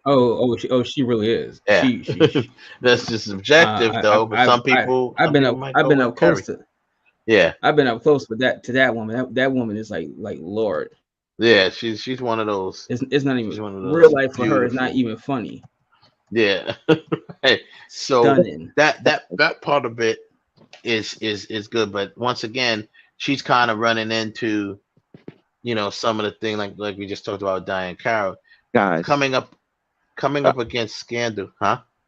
guys, I just want to pause for a second because I'm sitting here while I'm doing dialysis. I'm still in the Huh? hospital, by the way. Uh, Huh? and, I'm watching. I'm just the TV's just on, and I just saw something that said that CBS is about to show. They have a new show called The Love Boat, but it's called The Real A Love Boat. real love boat. Yeah, I was like, what does that mean? Is I'm it a not reality show? just It because must of be. that title, just because of that title alone, I'm not watching it. The Real Love Boat? It must be a reality show. I don't know. I don't know. But yeah, I love Oh, DeWanda no, Wise, and wait. I'm Before we get pulling back to I'm pulling for her to wait. play Storm. Hold on a second. Before we get back, that reminds me. I was in New York this weekend. They're actually doing the play of Back to the Future. Yeah, I heard about that. I was like, no. And honestly, You know the what it is? They looking at this. I mean, this is not why, but I know one reason why they continue to push it is they're looking at the success that Pretty Woman has had so far. The Pretty Woman musical play Oh, but that's not is new. They very I remember that very like successful. right before the pandemic that was out, I Yeah. believe. What are you talking about? yeah, The Pretty Woman. Yeah, no, I'm just but saying. I'm see, not saying that but the it's new. I'm pretty, just but saying Pretty it's Woman. successful. It's very successful. The show right now. Yeah, but Yeah. see, I can see you turning Pretty Woman into a play. How are you going to turn Back to the Future into a play when part of the thing is a souped up car that goes back in time. How are you going to do that? I'm just curious. I mean, it's a play, dude. So it's gonna very be like they're gonna get in the car, they're gonna have something on wires, and they're gonna be like, oh, next thing you know, it changes sets. It's a play. People don't go see the plays for special effects. They go see plays for the acting. They want to It's see what they're gonna do with the acting, the nostalgia. If they are they gonna is it just a stage play or are they turn it to a musical? I don't It's a know. musical. It's a musical. Okay, so turn the musical. So then they're going to, yeah. So there you go. That's what they're doing. Exactly how? That's the question. I mean, exactly how is. I mean, they're gonna have to write some tunes, and then you got the other tunes that's from the soundtrack, which is mostly Huey Lewis. But they're probably gonna take. And remember, Back to the Future did have songs that was playing inside of the movie, along with Huey Lewis in the news, but we'll see how it goes. I'm about to. Who would have thought that Spider-Man would become this musical play that people Into the Night or whatever it was called? Until the people started crashing and burning, that play would have still been going, if not for all the accidents. Yo, I'm about to say something really creepy. Nancy Pelosi, yo, she got some boobs. Oh my God. Oh man, Nancy yo, listen, nurse, turn his morphine drip down, please. Just turn it down. Turn the morphine drip down. Or turn it up. One of them. Go one turn way. Turn it down. Because come on. He said she got some boobies. Okay. Don't disrespect, but turn it down. Boobs, man, but she got on this outfit that you could really see her boobs. She got some boobs. Lord, Nancy Pelosi. But anyway. Oh my goodness. Turn his morphine drip down. Yeah, her boobs that have powdered milk in them. But anyway. That was hilarious. Oh my God. She got Lord. milk in them. All right, so for the last battle of the night, most definitely, Kerry Washington will move on to see another day. Love you, DeWanda Wise, and I would look forward to seeing more for you. And I hope I get a chance to work with you. Not that I don't hope I would get a chance to work with Kerry Washington, but we're gonna go with Kerry for the win. She just made too much of an impact with that character on Scandal alone. So anything else doesn't really matter because she is now, most of the people that followed that show, that's how they see her as, and that's who they, that's who she is. So Kerry Washington moves on. So real quick, Ralph, if you've been keeping a tally, all right, so tonight's moves winners, on. I have a tally right here. So tonight's winners are Jennifer Garner, the Jennifers and the double Jennifer Aniston, Bernadette Staines, Victoria Principal, Lisa Bonet, Eva Longoria, Nichelle Nicholas, and Kerry Washington. Congratulations. There you go. Congratulations to the winners. For the non-winners, we have some nice parting gifts. A 1 year supply of canned squid. The 1 year supply of canned squid. You can sit down and watch the new season of Squid Games. You also get the home version of Real Talk with the Director. Yeah, Real Talk is the home version. You just sit around and talk a bunch of ish. And talk about old people's movies. And maybe you get a morphine drip too. I don't know. Yeah, right. That's the extra package. The morphine drip. Come equipped with a morphine drip. So there you have it. So next week we will continue to roll on and see who gets round 4. Is that the last round of the first round, so to speak? Yes, like it is. Then we go up and start battling. The 32. Yeah. Then we go into the final, the 32. What do you call it? Sweet 16. Yeah, the sweet After the 32, the Sweet Field 16, of 64, the 32. I then forgot the what they call Elite it, Eight, 32. Final Four. Right, Sweet 16, Elite 8, Final Four, and then the finals. Yeah, there we Yeah. go. So that's good. Sounds good. We'll pick that up next week. Yeah, man. Next week, I guess next Monday we could talk about the preview to let's talk some Halloween stuff because next week Halloween, basically next weekend, not the one coming up, but next weekend Halloween comes out. So by the time next Monday comes, we might as well talk a little bit of that. And I've been trying to get in touch with Danielle, what's her face, for the longest, man. We're friends on social media. She's answered me back one time, but then I haven't been able to get her attention again. Would love to get her because she still really eats up all of this. Danielle who? Danielle. Oh, Danielle. I can't think of her last. Harris. Harris. Is that her last name? From the Halloween franchise. Yeah, Danielle. Mm-hmm. Still looks awesome. Still looks And, great. Jamie Remember, Lee she Curtis was young. Jamie Lee Curtis has been in New York City all week doing stuff, and I didn't even know it. She's just been walking around, because, right.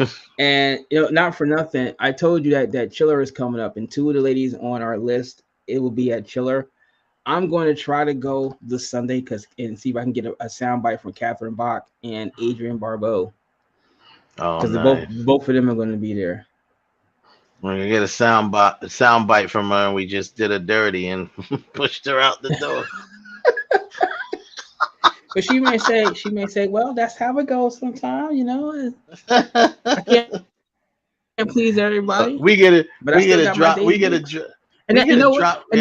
drop from Daisy Duke. We might have to go back and resurrect that round. No, I'm joking. But did I actually say? Did I actually say Jennifer Aniston? Yes, you did.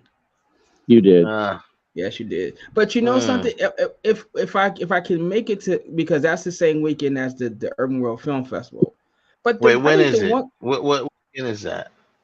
It's the weekend of November. Oh, November. Well, the Urban World Film Festival is the week right after. It's the 26th to the 30th. And that weekend is also Chiller that weekend. But the 30th is like a award show, so I don't really have to go to the award show. I could just dip out to Chiller. The Chiller. But what I would like to ask her is, do you still own the original Daisy Dukes? Do you still own it? I don't know. I mean, just that was just part of the wardrobe department. Well, no. I'm saying, like, because originally they were shorts, but once people started calling them Daisy Dukes, when they first, do you actually own Daisy Duke? Hell, did you? I doubt it. I don't know. I doubt. You mean, does she own a pair of Daisy Dukes, or does she own the IP to Daisy Duke? No, does she actually own the original pair of Daisy? Oh, pair. Daisy Dukes, Okay. The ones that she actually wore on the show. If she did those, question, like, do if you she have auctioned anything those to off, do? them things would probably. Oh yeah, did you have anything to do with the choice of wearing those shorts on the show, or was it something you just had to wear? That'd be interesting. I mean, let's be honest, she was pretty much a sex object on the show, but I mean, that's what it was, man. All that testosterone, they needed a female to break it up. Exactly. So a little estrogen in there, estrogen in there or something. Yeah, that'd be cool. I'd love to go. So it's in the end of November, man. I would love to. I wanted to come up there for one of those things. I wanted to come up for the urban, but damn, that's kind of late in November. It's gonna be cold. Jeez. No, it's October. What about, it's the last weekend of October. Oh, you said November. No, it's the last weekend of October. No, but you said November. But you said November. That's what I'm saying. Okay, I did. Oh no. The Urban World Film Festival is October 26th through the 30th. Oh, my birthday weekend. Right, Yeah. and Chiller is that Your birthday 28th to the weekend. 30th. That's Kel's birthday weekend. Right. Yeah, Halloween weekend. And your birthday weekend, but it's Halloween weekend, like a lot of things. But like I said, on the 30th is that the Sunday of Urban World is generally like the award show. But like I don't really have to go to that one. I could just dip out to Parsippany and go and plus to Chiller. I know someone that's coming. He which I need to talk to him because he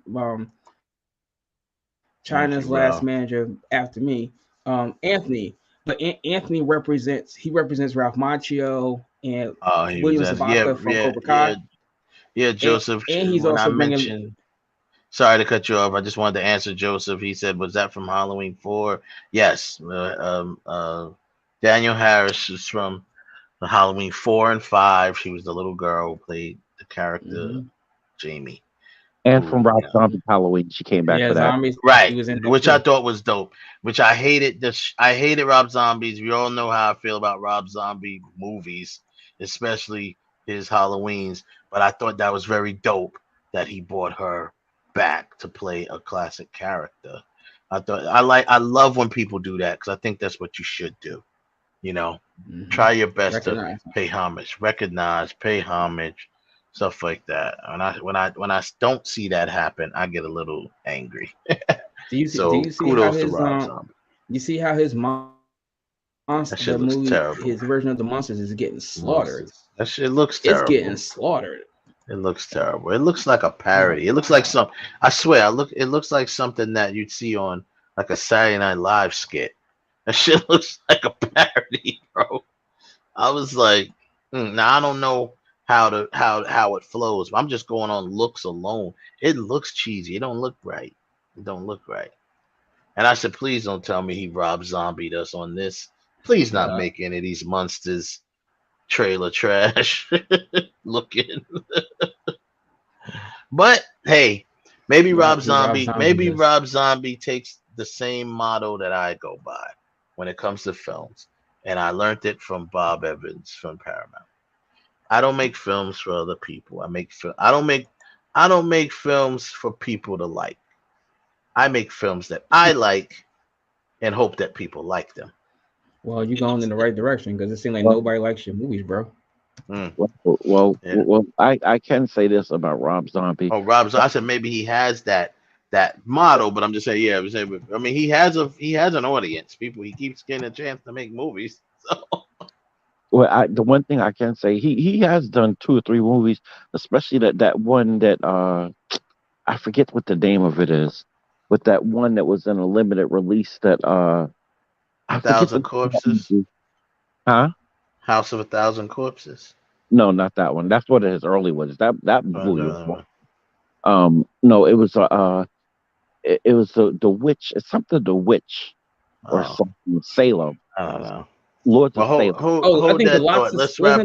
Let's wrap up the airing because we're past our airtime, but we'll pick this up.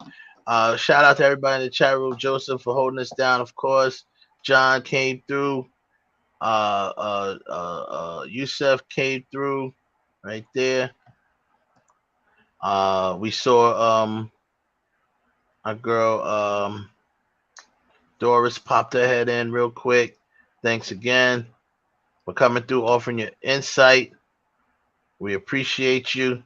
And whoever else came through and dropped a comment, whatever. We did have a new near the beginning of the chat room, there was a new subscriber. Jocelyn. I did say what's up to her. I did tell her before the show started. I dropped in there. Thank you. Welcome to the membership, Jocelyn. And we appreciate you. So thank you for joining the IE Network membership, and stay tuned for stuff like that. Like I said, I did a reaction video, and that's the type of stuff I wanted to put on the, in those things, but I keep getting pushback from YouTube. But that's neither here nor there. Thanks everyone. We'll see y'all next week. Have a good night. Peace.